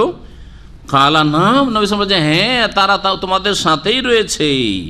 হাবাসাহুমুল ওজর, ওজর তাদেরকে বাধাগ্রস্ত করেছে, ওজরের কারণে, অসুবিধার কারণে তারা যেতে পারেনি, কিন্তু নেকির দিক থেকে, সওয়াবের দিক থেকে, বদলার দিকে তোমাদের সাথেই রয়েছে, তারাও মুজাহিদিন। আর এক দল আছে যারা সুস্থ, যেতে পারবে, তারপরেও যায়নি, যেতে পারবে যায়নি, ওদের ক্ষেত্রে আল্লাহ পাক রব্বুল আলামিন বলছেন ওয়াফাদ্দালাল্লাহুল মুজাহিদিন আলাল কায়েদিন আজরান আযীমা, ফজিলত দান করেছেন মুজাহিদিনদেরকে বাড়িতে বসে থাকা লোকদের ওপর, আজরান আযীমা, মহাপুরস্কার প্রদানের মাধ্যমে। মহাপুরস্কারে আল্লাহ পাক মহাপুরস্কার দান করবেন মুজাহিদিনদেরকে, যারা জিহাদে অংশ নিয়েছে, ওদের ওপর যারা যায়নি, বাড়িতে বসে থেকেছে, তাদের উপর। দারাজাতিম মিনহু, বহু স্তরে আল্লাহ পাক তাদেরকে সম্মানিত করবে। এখানে এক মর্যাদা বলেননি, বহু মর্যাদা আল্লাহ পাক দান করবেন। ওয়া মাগফিরাতাম ওয়া রাহমা, এবং আল্লাহ পাক তাদের ক্ষমাও করবেন এবং দয়াও করবেন। ওয়া কানাল্লাহু গফুরার রাহিমা, আল্লাহ পাক বড় মার্জনাকারী, বড় দয়ালু। তাহলে এই শেষ অংশে মুফাসসিরিনগণ বলছেন, বোঝানো হয়েছে যারা ওজর নেই তারপরেও থেকে গেল, অথচ তাদের যাওয়াটা তাদের জন্য কল্যাণ ছিল, ইসলামের জন্য কল্যাণ ছিল, যারা গেল না তাদের উপর, যারা মুজাহিদিন গিয়েছে সশরীরে জানমাল দিয়ে জিহাদ করে, তাদেরকে বহু মর্যাদায় আল্লাহ পাক সম্মানিত করেছেন। তারপরে মহান আল্লাহ ইরশাদ করছেন, ইন্নাল্লাযীনা তাওয়াফাহুমুল মালায়েকাতু যালিমি আনফুসিহিম ক্বালু ফীমা কুনতুম ক্বালু কুন্না মুস্তাযআফিনা ফিল আরদ। এই আয়াত হচ্ছে অসহায়, দুর্বল, যারা সংখ্যাগরিষ্ঠ কাফেরদের এলাকায় বসবাস করে, তাদের কথা আল্লাহ পাক রব্বুল বর্ণনা করেছেন। তারা দুই রকমের হইতে পারে। একদল অসহায়, সেখান থেকে বের হতে পারছে না, কোনো রাস্তা পাচ্ছে না, কোনো উপায় দেখছে না একদল। আর একদল হচ্ছে যে তারা পারবে ওখান থেকে অন্য জায়গায় চলে যেতে, যেখানে গিয়ে দিনী শিক্ষা লাভ করতে পারবে, সেখানে গিয়ে দিন পালন করতে পারবে, সেখানে গিয়ে দিন ইসলামের খেদমত করতে পারবে, ইসলামের প্রচার প্রসার করতে পারবে। তারপরেও কাফেরদের মাঝে দুনিয়ার স্বার্থে থেকে গেল, তাদেরকে আল্লাহ পাক জালেম বলে আখ্যায়িত করেছেন। জি, আয়াতটি তাফসীর করি আর তারপরে তখন বর্তমান যে অবস্থা মুসলিমদের সে সম্পর্কে কিছু কথা বলার চেষ্টা করব। আল্লাহ পাক বলছেন, ইন্নাল্লাযীনা তাওয়াফাহুমুল মালায়েকাতু যালিমি আনফুসিহিম, নিশ্চয়ই ফেরেশতারা যেসব লোকদেরকে তাদের নিজেদের উপর জুলম করা অবস্থায়, ফেরেশতারা যাদের আত্মা গ্রহণ করেছেন, যাদের রূহ কবজ করেছেন, ফেরেশতারা যাদেরকে মৃত্যুদান করেছেন, তাদের নিজেদের উপর জুলম করা অবস্থায়, মানে জালেম হয়ে তারা মারা গেছে, জালেম হয়ে তারা মারা গেছে। আল্লাহ জালেমি আনফুসিহিম মানে অন্যদের উপর জুলম করে, নিজের উপর জুলম করেছে। এর থেকে বোঝা গেল যে যারা অমুসলিম এলাকায় বসবাস করে স্বেচ্ছায় দুনিয়ার গরজে, অথচ মুসলিম এলাকায় হিজরত করে যেতে পারবে, তারা হচ্ছে জালেম। তারা হচ্ছে জালেম। কার উপর জুলুম করলো? নিজের। জালেমে আনফুস, অন্যের উপর জুলুম করে, নিজের উপর জুলুম করেছে, নিজের উপর জুলুম করেছে। আর ভারতে যে মুসলিমদের ওপর হিন্দুদের যে জুলুম অত্যাচারগুলি হয়, অধিকাংশ ক্ষেত্রে যেটাকে সাম্প্রদায়িক দাঙ্গা বলা হচ্ছে, এটি মিথ্যা কথা। সাম্প্রদায়িক দাঙ্গা কাকে বলে? সংজ্ঞায় সাম্প্রদায়িক দাঙ্গা মানে দুই দলই মারামারিতে লেগে গেছে, এই দলও মারছে, ওই দলও মারছে। হ্যাঁ, মুসলিম না নিরীহ বেচারারা কোনো রকম করে যান বাঁচাবার চেষ্টা করছে, ওদেরকে গিয়ে প্ল্যানিংয়ের সাথে মারছে, আর বলবেন সাম্প্রদায়িক দাঙ্গা? এটা সাম্প্রদায়িক দাঙ্গা না, এটা হচ্ছে তাদের পক্ষ থেকে জুলম অত্যাচার। এই জুলমের শিকার কারা হয়, ক্ষতিগ্রস্ত কারা হয়? যারা শহরে হিন্দু মহল্লাতে বাস করবে, কাফেরদের এলাকায় বাস করবে। কি জন্য জানেন? এক শ্রেণী ফাসেক মুসলিমে রয়েছে, দুনিয়াদার পেট পূজারী মুসলিমরা রয়েছে। আরে মুসলিমদের এই মহল্লাগুলি নোংরা, মুসলিমদের এলাকাগুলি পরিষ্কার পরিচ্ছন্ন নাই, মুসলিমদের এলাকাগুলিতে ওই রকমের ফ্যাসিলিটি সুযোগ সুবিধা নেই, যার ফলে একা এক দুইজন, একটা দুটা ঘর, পাঁচটা ঘর, আর হাজার হাজার কাফেরদের মাঝে বসবাস করছে। দেশ থেকে অন্য দেশে না যেতে পারেন যদি হিজরত করে, কমপক্ষে এক এলাকা থেকে আর এক এলাকা হিজরত করা ফরজ মনে রাখবেন। যেখানে আপনি আপনার ইমান ইসলাম ঠিক রাখতে পারছেন না, আপনার সেখানে ইজ্জতের হেফাজত, আপনার ধন সম্পদ, হ্যাঁ, আপনার ইজ্জত আবরু, আপনার স্ত্রী, আপনার ছেলে মেয়ে, আপনার মা বোনের ইজ্জত আবরু হেফাজত করতে পারছেন না, সেখানে রিস্কে রয়েছে, ঝুঁকিতে রয়েছে, এইরকম জায়গায় বসবাস করবেন দুনিয়ার স্বার্থে, জালেম। এদেরকে আল্লাহ কি বলছেন? জালেমি আনফুসিহিম, নিজেদের ক্ষতি করেছে। এরা যদি ওই অবস্থায় মারা যায় তো জালেম। হ্যাঁ, মুসলিম এলাকায় বসবাস করছেন, কিন্তু এমন প্ল্যানিং করা হইলো, প্ল্যানিং করে বাইরে থেকে হায়ার করে নিয়ে এসে, ধার করে নিয়ে এসে, কারণ স্থানীয় হিন্দুরা আবার চেনে, সুতরাং স্থানীয় হিন্দুরা হয়তো মারবে না, তখন বাইরে থেকে 200-400 কিলোমিটার দূর থেকে নিয়ে আসা হচ্ছে, এইসব প্ল্যানিং হচ্ছে, নিয়ে এসে মারা, যাতে করে না চিনতে পারে, চিনলে না মায়া হবে, চিনলে না যে এই লোকগুলি আমাদের মারছে, এরা তো আমাদের প্রতিবেশী ছিল, দূর থেকে নিয়ে আসা হচ্ছে। এইরকম করে যেমন মুসলিম মেজরিটি এলাকায়, মুরাদাবাদে, মিরাটে, ভাগলপুরে, এইরকম গুজরাটে, যেসব মুসলিম বেল্ট, যেখানে মুসলিমরা শক্তিশালী হয়েছে, ব্যবসা বাণিজ্য তাদের হাতে রয়েছে, অথবা মুসলিম সংখ্যা গরিষ্ঠ রয়েছে, এইসব এলাকায় প্ল্যানিংয়ের সাথে মারা হচ্ছে। এইরকম ক্ষেত্রে তখন জালেম হবেন না, কারণ আপনি মুসলিম এলাকাতে বসবাসের চেষ্টা করেছেন। কারণ এর চাইতে বেশি হিজরতের রাস্তা খোলা আছে কি? প্রশ্ন এটা খোলা আছে? কোন দেশে হিজরতের রাস্তা খোলা আছে বলেন? হ্যাঁ, বাংলাদেশে বর্মার কয়টা লুকিয়ে তো নিতে পারেন না, পারছেন? ধাক্কা দিয়ে আবার বিদায় করে দিচ্ছেন। হ্যাঁ, নেকড়ে বাঘ, হ্যাঁ, কুকুর শৃগালদের হাতে আবার ওইদিকে যা। হ্যাঁ, যে বার্মার জালেম কুকুর শৃগাল হিংস্র পশু, এই বুদ্ধিস্টের হাতে ধাক্কা দিয়ে নারী পুরুষদেরকে বিদায় করে দিচ্ছেন। বরং অসৎ লোকেরা এখানে, নারীরা আসছে, মুসলিমরা তাদের ইজ্জতের হেফাজত কি করবে, তাদের ইজ্জত নিয়ে ছিনিমিনি খেলা করছে অসৎ পাপিষ্টরা, আল্লাহর আযাব কেন আসবে না বলেন, চিন্তা করেন। জি, কোথায় হিজরতের জায়গা কোথায় আছে? এর উপরন্তু যদি বলতে হয়, এসব দেশে তো মুসলিম যথেষ্ট সংখ্যা আছে, যারা ইউরোপ আমেরিকাতে মুসলিমেরা বসবাস করে, ওরা যদি দুনিয়ার স্বার্থে যায় যে ওখানে থাকলে আমার দুনিয়া বেশি সুখী হবে, তাহলে অবশ্যই পাপী জালিম আনফুসাহিম। কিন্তু যদি নিরুপায়, ওখান থেকে হিজরতের কোনো জায়গা নেই, ওখান থেকে হিজরতের কোনো জায়গা নেই, যাবে কোথায়? আর কে আশ্রয় দেবে? কে আশ্রয় দেবে? কোথায় আশ্রয় রয়েছে? এই দুনিয়া, বিশাল দুনিয়াকে সংকীর্ণ করে দেওয়া হয়েছে বর্তমান যুগে। সুতরাং এই বিষয়টি সম্পর্কে মনে রাখতে হবে যে যারা হিজরত করতে পারছে, আর হিজরত কয়েক স্তরে রয়েছে, এই বিষয়টি আপনাদের সামনে আমি একটু বিস্তারিত তুলে ধরি। হিজরতের বিষয়টি যেহেতু আয়াতে আসছে, আর হিজরত না করলে গুনাহগার কখন গুনাহগার হবে? হিজরত কয়েক রকমের। একটা হিজরত হচ্ছে একেবারে কুফরি এলাকা থেকে, যেখানে ইসলামের, একটু আগে যেমন বললাম, জামাত, জুমা, মসজিদ আর দ্বীনি শিক্ষা, এগুলো মৌলিক বিষয়, এগুলো হচ্ছে সর্বনিম্ন ইসলামের বিধিবিধান কায়েম করা। যে ইসলাম শিখতে পারছেন, ইসলাম শিখতেও পারছেন না, অথবা কিছু শিক্ষা যদি ঘরে বসে শিখে নেন তো নামাজ পড়তে পারছেন না, জামাত করতে পারছেন না, জুমা কায়েম করতে পারছেন না, মসজিদ কায়েম করতে পারছেন না, হিজরত ফরজ। হিজরত এই ক্ষেত্রে ফরজ যদি কোনো রাস্তা থাকে তাহলে, আর যদি রাস্তা না থাকে তাহলে তখন বলবো মোস্তাদাফিন, অসহায়। তখন তাদেরকে কি বলা হবে? অসহায়। যেমন মক্কায় কিছু অসহায় ছিল, আল্লাহ পাক তাদেরকে ব্যতিক্রম যে আল্লাহ এদেরকে মাফ করবেন। 2 নম্বর হিজরত আল হিজরত মিন বেলাদিল বেদাতে, বেদাতি এলাকা থেকে হিজরত করা। জি হ্যাঁ, সুফিদের এলাকা, যেখানে আপনাকে শিরকুফরি করতে হবে, কবর মাজারে অংশ নিতে হবে, হ্যাঁ, মুরিদ হতেই হবে, ওরসে যেতেই হবে, চাঁদা বা মাজারে দিতেই হবে। বেদাতি এলাকা, জাতিতে মুসলমান কিন্তু বেদাতে ভরা। তো বেদাতি এলাকা থেকে সুন্নতি এলাকাতে হিজরত করতে হবে, এটা হচ্ছে দ্বিতীয় হিজরত।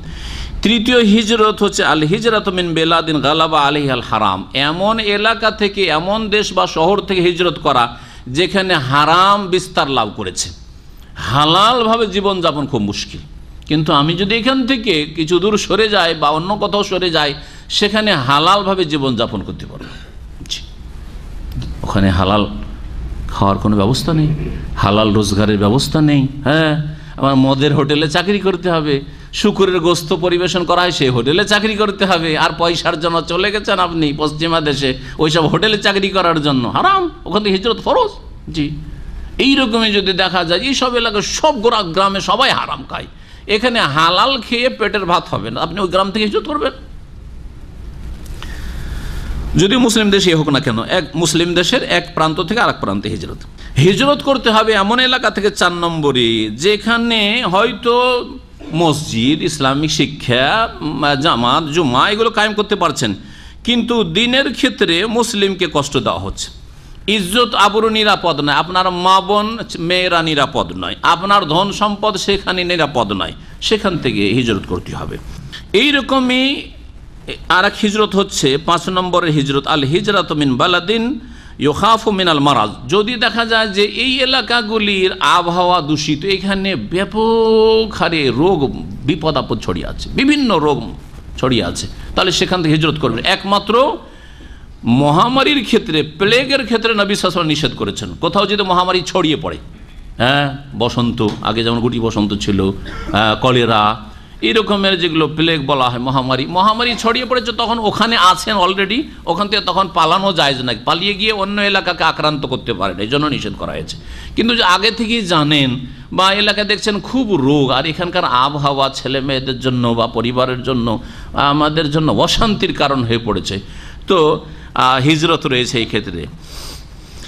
6 নম্বর হিজরত হচ্ছে যে এমন এলাকা থেকে হিজরত করা যেই এলাকাতে ইসলাম শিখবেন, ইসলামের কোনো শিক্ষকই পাওয়া যায় না, আলেমের দিন নেই, কার কাছে ফতোয়া নেবেন তাও পাওয়া যায় না, কারো কাছে এলেম শিখবেন, একটা যে দিনের দর্শ শুনবেন তাও নেই, একটা মসজিদ মাদ্রাসাও নেই, শিক্ষা প্রতিষ্ঠানও নেই, ওই এলাকা থেকে হিজরত করতে হবে। আজকাল যদিও এক শ্রেণীর লোকের যুক্তি পেশ করতে পারে যে পশ্চিমা এলাকাতে আমরা আছি, ওখানে আলেম না থাকলেও আমরা নেটের মাধ্যমে ইসলাম জেনে নিচ্ছি, কিন্তু নেটের মাধ্যমে ইসলাম জানাই শুধু সবসময় যথেষ্ট নয়, কমপক্ষে কিছু আলেম তো অবশ্যই হইতে হবে যারা আপনাদেরকে এখানে সরাসরি সশরীরে কোরআন হাদিসের শিক্ষা দেবে যদি না থাকে, তাহলে সেখান থেকে হিজরত করা উচিত।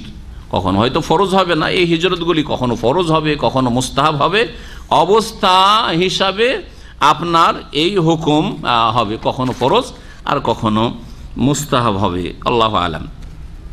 আসেন আয়াতে আল্লাহ পাক রব্বুল আলামিন বলছে, ইন্নাল্লাযীনা তাওয়াফাহুমুল মালায়েকাতু, নিশ্চয়ই ফেরেশতারা যাদের আত্মাগুলি গ্রহণ করেছেন, জালিমি আনফুসিহিম, তাদের নিজেদের উপর জুলম করা অবস্থায়, অর্থাৎ কাফেরদের মাঝে বসবাস করে সেখানে কাফেরদের হাতে নিহত হয়েছে কালু, তাদের ইন্তেকালের পরে ফেরেশতারা বলেন তাদেরকে, ফিমা কুনতুম, তোমাদের কি হয়েছিল, কি ব্যাপার, এইরকম কেন মারা গিয়েছিলে, কাফের হাতে কেন খুন হয়েছিলে, হ্যাঁ জি, কি ব্যাপার, তোমরা এরকম হারামে কেন ডুবেছিলে, বিদাতীদের এইরকম বেদাতের কাজে কেন সাহায্য করেছিলে, কি ব্যাপার, ওরসে আর কবর মাজারে চাঁদা কেন দিয়েছিলে, ফিমা কুনতুম, আল্লাহ জিজ্ঞেস করবেন। জি, তখন বলবে ওই লোকেরা, কালু কুন্না মুস্তাযাফিনা ফিল আরদে, আমরা দেশে অসহায় ছিলাম, বড়ই দুর্বল ছিলাম, খুব কমজোর ছিলাম, চাঁদা না দিলে উপায় ছিল না, পূজার আর মাজারের, হ্যাঁ, মিলাদে হাজির না হইলে উপায় ছিল না, অথবা কি করব, অন্য কোথাও যেতে পারিনি, এই জন্য ওখানে ছিলাম। কালু, তখন ফেরেশতারা বলবে, কথোপকথন হচ্ছে কিন্তু, হ্যাঁ, বরজাখী জীবনে এই যে মৃতদের সাথে কথা হচ্ছে ফেরেশতাদের, আলাম তাকুন আরদুল্লাহি ওয়াসিআতান ফাতুহাজিরু ফিহা, আল্লাহর জমিনটা কি প্রশস্ত ছিল না যে সেখানে তোমরা হিজরত করে চলে যেতে? আরে যেই এলাকায় নিরুপায় ছিলে আর অসহায় ছিলে আর দিন ইসলাম ঠিকভাবে পালন করতে পারছিলে না, তোমাকে শিরক বিদআতে লিপ্ত হতে হচ্ছিল, সহযোগিতা করতে হচ্ছিল, এখান থেকে অন্য জায়গায় হিজরত করতে পারোনি? আল্লাহর জমিন কি একেবারে সংকীর্ণ হয়ে গেছিল? ফাউলাইকা মাওয়াহুম জাহান্নাম, আল্লাহ বলছে এরাই তো সেই লোকেরা যাদের বাসস্থান হচ্ছে জাহান্নাম, ওয়াসাআত মাসিরা, আর তাদের প্রত্যাবর্তন স্থল কতই না জঘন্য, এই জাহান্নাম কতই জঘন্য প্রত্যাবর্তন স্থল বা আবাস স্থল। সুবহানাল্লাহ, চিন্তা করেন তাহলে, শখ করি দুনিয়ার লোভ লালসায় কাফের দেশে স্থায়ীভাবে বসবাস করা, অথচ সেখানে যদি ইসলাম পালন না করতে পারেন, হ্যাঁ, ইসলাম যদি পালন করতে পারেন, ইসলাম যদি পালন করতে পারেন তো থাকেন, বলছেন যে সব কাফের দেশ থেকে উইটা সবাই চলে আসেন, তাহলে ওই দেশে ইসলামের দাওয়াত কে করবে? জি, সেখানে ইসলাম পালন করতে পারবেন, কতটা ইসলাম পালন করা? আবার বলেন আপনারা, একটু আগে বললাম, দুইবার করে বলেছি কিন্তু মাঝে মাঝে, হ্যাঁ, কমপক্ষে দ্বীনি শিক্ষা নিতে পারছেন, আর জুমা জামাত কায়েম করতে পারছেন, আর জুমা জামাতের জন্য মসজিদ লাগবে, মসজিদ কায়েম করতে পারছেন, তাহলে আপনি মোটামুটি ইসলাম পালন করতে পারছেন। আর যদি ইসলাম কায়েম করা মানে চোরের হাত কাটা, তাহলে তো মুসলিম দেশ থেকেও হিজরত করতে হবে, সব সৌদি আরব চলে আসতে হবে, তাই না? কারণ আর কোথাও তো চোরের হাত কাটা হয় না, কেসাস হয় না, হত্যার বদলে হত্যা হয় না, জেনার শাস্তি হচ্ছে না, তাই না, ইসলামী শাস্তি হচ্ছে না, সুতরাং সারা মুসলিম দেশ থেকে হিজরত করতে হবে, সম্ভব। আল্লাহ পাক বলছেন ইল্লাল মুস্তাযাফিনা মিনার রিজাল, তবে যদি একেবারে অসহায় হয়, পুরুষ মানুষ, যুবক মানুষ, কিন্তু অসহায়, হাত পা বাঁধা আছে, বেরোতে দিবে না, বেরোলে খুন করে দেবে, দেশ থেকে বেরোতে দিচ্ছে না। আজকালকার আইনের যুগে পাসপোর্ট নেই, বেরোবেন কোথায় আপনি, তাই না? আর যখন এসব পাসপোর্ট আর ভিসার আইন ছিল না তখনকার যুগে হাত পা বেঁধে মক্কাতে মুসলিম মুস্তাযাফিন দুর্বল অসহায়দেরকে হাত পা বেঁধে ঘরে বন্ধ করে রেখেছে, জেনেছে যারা ইসলাম কবুল করেছে ধরা খেয়েছে। জি, অথবা তারা নারী, মহিলারা একাই কোথায় যাবে, অসহায়। ওয়াল বিলদান, শিশুরা কোথায় যাবে, লা ইয়াস্তাতিউনা হিলাতান, কোনো উপায় তারা পাচ্ছে না, কোনো উপায় নেই এদিক ওদিকে হিজরত করার। ওয়ালা ইয়াহতাদুনা সাবিলা, আর কোনো রাস্তাও তারা চেনে না, যে কোন রাস্তায় যাব, কোথায়, কোনখানে আশ্রয় নেব, কোন জায়গায় গিয়ে বাড়ি বাঁধবো, কিছুই বুঝে না। তাহলে আল্লাহ ওদেরকে মাফ করবেন, এরা জালেম হবে না এবং এরা জাহান্নামে যাবে না, আশা করি স্পষ্ট। ফাউলাইকা আসাল্লাহু আন ইয়াফু আনহুম, এরা ওই সব লোকেরা যে সম্ভবত আল্লাহ পাক তাদেরকে ক্ষমা করে দেবেন, যারা অসহায় পুরুষ, অসহায় নারী, অসহায় যারা শিশু, আল্লাহ পাক এদেরকে মাফ করে দেবেন, যারা রাস্তাও চেনেন না, কোনো উপায়ও পাচ্ছে না। ওয়া কানা আল্লাহু আফুয়ান গাফুরা, আল্লাহ পাক বড় ক্ষমাকারী এবং মার্জনাকারী। ওয়া মান ইউহাজির ফি সাবিলিল্লাহ, আল্লাহর রাস্তায় যারা হিজরত করে, ইয়াজিদ ফিল আরদে মুরাগামান কাসীরা ওয়াসাহ, তারা আল্লাহর জমিনে পৃথিবীতে অবশ্যই আশ্রয়স্থল, বহু আশ্রয়স্থল পাবে। মোরাগামান আশ্রয়স্থল, কাসীরান বহু, অনেক আশ্রয়স্থল পাবে। জি, ওয়াসাআতান এবং প্রাচুর্য পাবে। এই কথা চিন্তা করলে হবে না যে আমার মাতৃভূমি ছেড়ে কোথায় যাব, আমার এখানে ব্যবসা বাণিজ্য আছে, এখানে আমার জমি জায়গা আছে, ভিটে মাটি আছে, এসব ছেড়ে কোথায় যাব। না না, ওয়াসাআতান প্রাচুর্য পাবে, রুজির প্রাচুর্য পাবে হিজরত করলে, এবং বহু আশ্রয়স্থল পাবে চেষ্টা করলে। হ্যাঁ জি, তারপরেও যদি দেখা যায় যে না পাচ্ছে না, যেমন বললাম যে বর্তমান পরিস্থিতিটা ঠিক এইরকম নয় যে যেখানে যাবেন সেখানে অনেক আশ্রয়স্থল পাবেন, এইরকম নয়। আল্লাহ পাক যেন ভালো আমাদের ব্যবস্থা করেন। ওমাইয়া খরজ মিন বাইতিহি মুহাজিরান ইলাল্লাহি ওয়া রাসূলিহি, আর যেই ব্যক্তি নিজের ঘর থেকে বেরোলো আল্লাহর উদ্দেশ্যে এবং রাসূলুল্লাহ সাল্লাল্লাহু আলাইহি সাল্লামের অনুসরণের উদ্দেশ্যে, আল্লাহর ইবাদত বন্দেগী করব, রসুলের তরিকায় চলবো, এই জন্য হিজরত করে বাড়ি থেকে বেরোলো, পেটের জন্য না, পয়সার জন্য না, দুনিয়ার সুখের জন্য না। সুম্মা ইউদরিকুহুল মউত, তারপরে রাস্তাতেই তাকে মৃত্যু পেয়ে গেল, গন্তব্যস্থানে হিজরত করে পৌঁছিতে পারলো না, মক্কা থেকে হিজরত করলো, মদিনা আসতে পারলো না, রাস্তাতে মারা গেল। হিজরতের নেকি পাবে না পাবে না? আল্লাহ বলছেন পাবে। ওই রকম আপনার নিয়ত ছিল যে আমি এইসব দেশে থাকবো না, কারণ ফিতনার যুগ, এখানে থাকলে আমার দিন ইসলাম মোটেই পালন করতে পারবো না, আমার ছেলে মেয়েকেও মানুষ করতে পারবো না, এগুলো সব বেদিন হয়ে যাবে, সুতরাং আমি হিজরত করি। কিন্তু নিরুপায় আপনি রাস্তাতে হয়তো মারা গেলেন, অথবা আর যেতেই পারলেন না। আল্লাহ পাক রব্বুল বলছেন ফাকাদ ওয়াকা আজরুহু আলাল্লাহ, তার প্রতিদান আল্লাহর কাছে সাব্যস্ত হয়ে গেছে, তার প্রতিদান আল্লাহর কাছে সাব্যস্ত হয়ে গেছে। ওখান আল্লাহ গফুরা রাহিমা, আল্লাহ পাক বড় মার্জনাকারী, বড় দয়ালু। তারপরে 101 নম্বর আয়াতে আল্লাহ পাক কসরের সালাতের কথা বলছেন।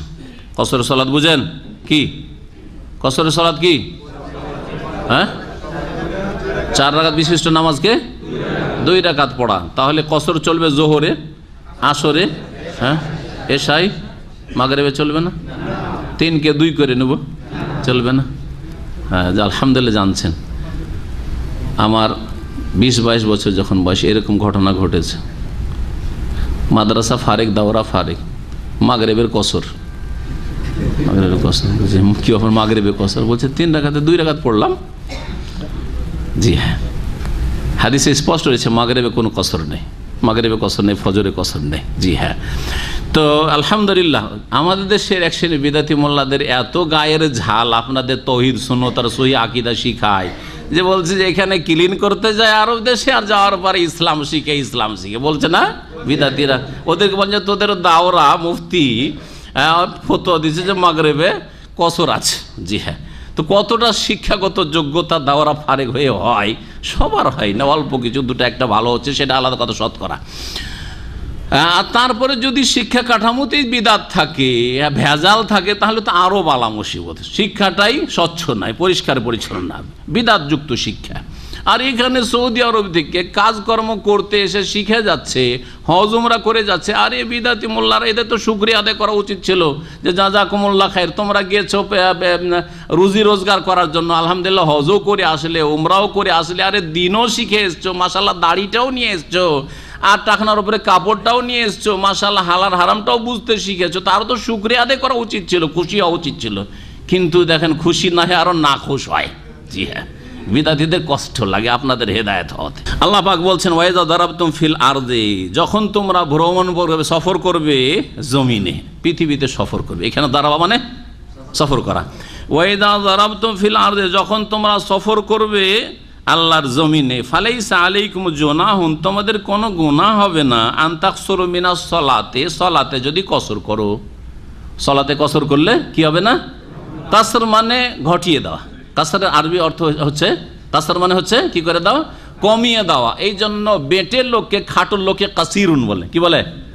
হ্যাঁ, সাধারণত 3.5 হাতের মানুষ হয়, কিন্তু বেটে খাটো মানুষ 3.5 না 3 হাত 2.5 হাতের, তাই এই জন্য তো না বেটে, অথবা 2 হাতের, আরও কম হলে আরও বেটে বলে।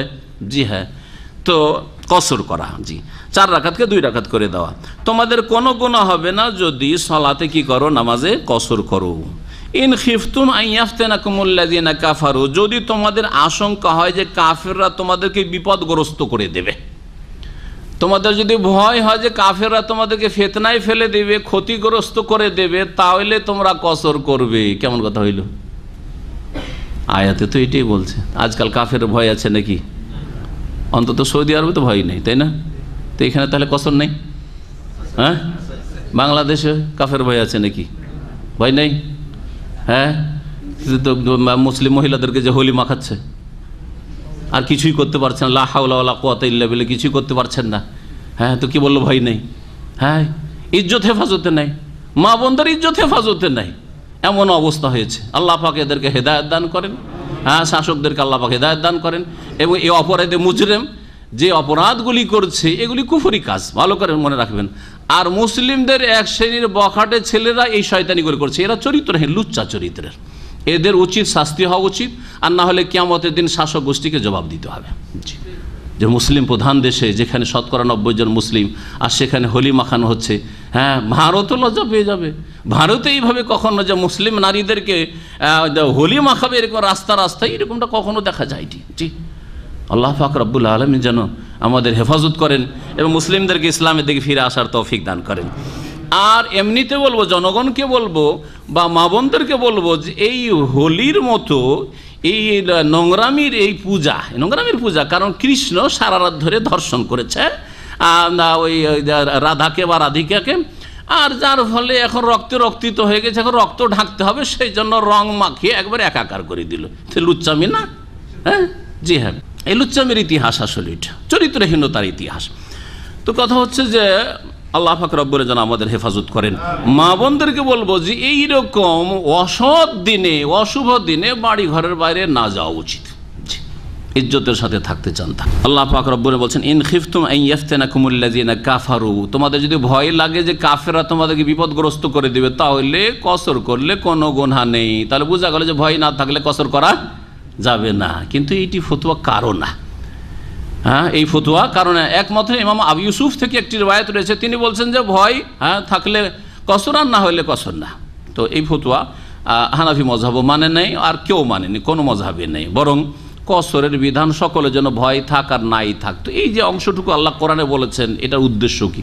উদ্দেশ্য হচ্ছে যখন এই আয়াতটি নাযিল হয় তখনকার প্রেক্ষাপট বর্ণনা করা, তখনকার পরিস্থিতিটা তুলে ধরা। যখন কসরের ছাড়টা, ডিসকাউন্টটা আসে যে 4 রাকাত নামাজকে 2 রাকাত করে সফরে পড়তে পারবে, তখন মুসলিমরা কাফেরদের থেকে আশঙ্কায় ছিলেন যে যে কোনো সময় আমাদেরকে লম্বা 4 রাকাত নামাজ পড়তে থাকি তো বিপদগ্রস্ত করতে পারে, ক্ষতি করতে পারে। ইন খিফতুম আন ইয়াফতানাকুমুল্লাযিনা কাফারু, তখনকার বর্তমান অবস্থা ছিল। এখন সেই অবস্থা থাক আর নাই থাক, যে কোনো অবস্থা, নিরাপত্তায় থাকি অথবা নিরাপত্তাহীনতায় থাকি, সর্ব অবস্থাতেই কসর মুসাফিরের জন্য কি ওয়াজিব না জায়েজ না সুন্নাত? সুন্নাতে মুআক্কাদা, ওয়াজিব না। যারা ওয়াজিব বলেছে তারাও ভুল, আর ফোকাহারা কেউ জায়েজ বলেননি, বরং এটি হচ্ছে সুন্নাত। এই কসর করা হচ্ছে উত্তম, তবে কেউ কসর না করে যদি পুরো নামাজ পড়ে নেয় কখনো তো সে জায়েজ, কিন্তু উত্তম কাজ সেটা হলো না। অনেকে এই ক্ষেত্রে বাড়াবাড়ি করে, কারণ কিছু মাযহাবে এরকম আছে ফতোয়া যে কসর করা যাবে না, কসর করা ওয়াজিব না। উসমান রাদিয়াল্লাহু তাআলা মিনাতে কসর করেননি। জি, সুতরাং সাহাবী তো আর ওয়াজিবের খেলাফ কোনো কাজ করতে পারেন না। খলিফায়ে রাশেদ, ইন্নাল কাফিরিনা কানু লাকুম আদুওয়ান মুবিনা, নিঃসন্দেহে কাফের তোমাদের প্রকাশ্য শত্রু, নিশ্চয়ই কাফের তোমাদের প্রকাশ্য শত্রু। সুতরাং তোমাদের ভয় ভীতি থাকলে তোমরা এরকম করবে। ভয় ভীতি থাক আর নাই থাক, কসরের সালাতের বিধান এই বললাম। আর এই মর্মে বেশ কিছু হাদিসও রয়েছে, যে হাদিসগুলি কসর সম্পর্কে আপনারা জেনে নিতে পারবেন, পড়ে নিতে পারবেন, অথবা মাসাইলগুলি আপনারা আলোচনা থেকে শুনে নিতে পারবেন। এর পরের আয়াতে আমাদের আসবে ইনশাআল্লাহ তাআলা সলাতুল খৌফের আয়াত। ভয়ভীতির অবস্থায় নামাজের তরিকা কি হবে, 102 নম্বর আয়াত থেকে আল্লাহ পাক সহি সালামত রাখলে আগামী সপ্তাহে তফসির হবে। আজকে আমাদের এই তফসির সংক্ষিপ্ত করছি এখানেই, যেহেতু আমার খাবজিতে প্রোগ্রাম আছে, এখনই সফর করতে হবে। শুধু তফসিরের জন্য আমি এখানে বসে আছি, এখান থেকে গিয়ে আবার ওখানে উঠতে হবে আলোচনাতে। আল্লাহ পাক যেন সহি সালামতে আপনাদেরকেও রাখেন, আমাদেরকে সহি সালামতে রাখেন। যেখানে আমরা থাকি সব জায়গায় আল্লাহ পাক যেন হেফাজতে রাখেন। আল্লাহ পাক রব দিনের দাওয়াতে যেন বরকত দান করেন। রাত্রে যেসব ভাইয়েরা আসে তাদের অবগতির জন্য যে রাত্রে অলরেডি দার্স হবে ইনশাআল্লাহ তাআলা। আমাদের শেখ মুখলিসুর রহমান সাহেব আছেন, রাত্রে ক্লাস ইনশাআল্লাহ চলতে থাকবে। ওয়া সাল্লাল্লাহু আলা নবিয়ানা মুহাম্মদ ওয়া আলা আলিহি ওয়া সাহবিহি।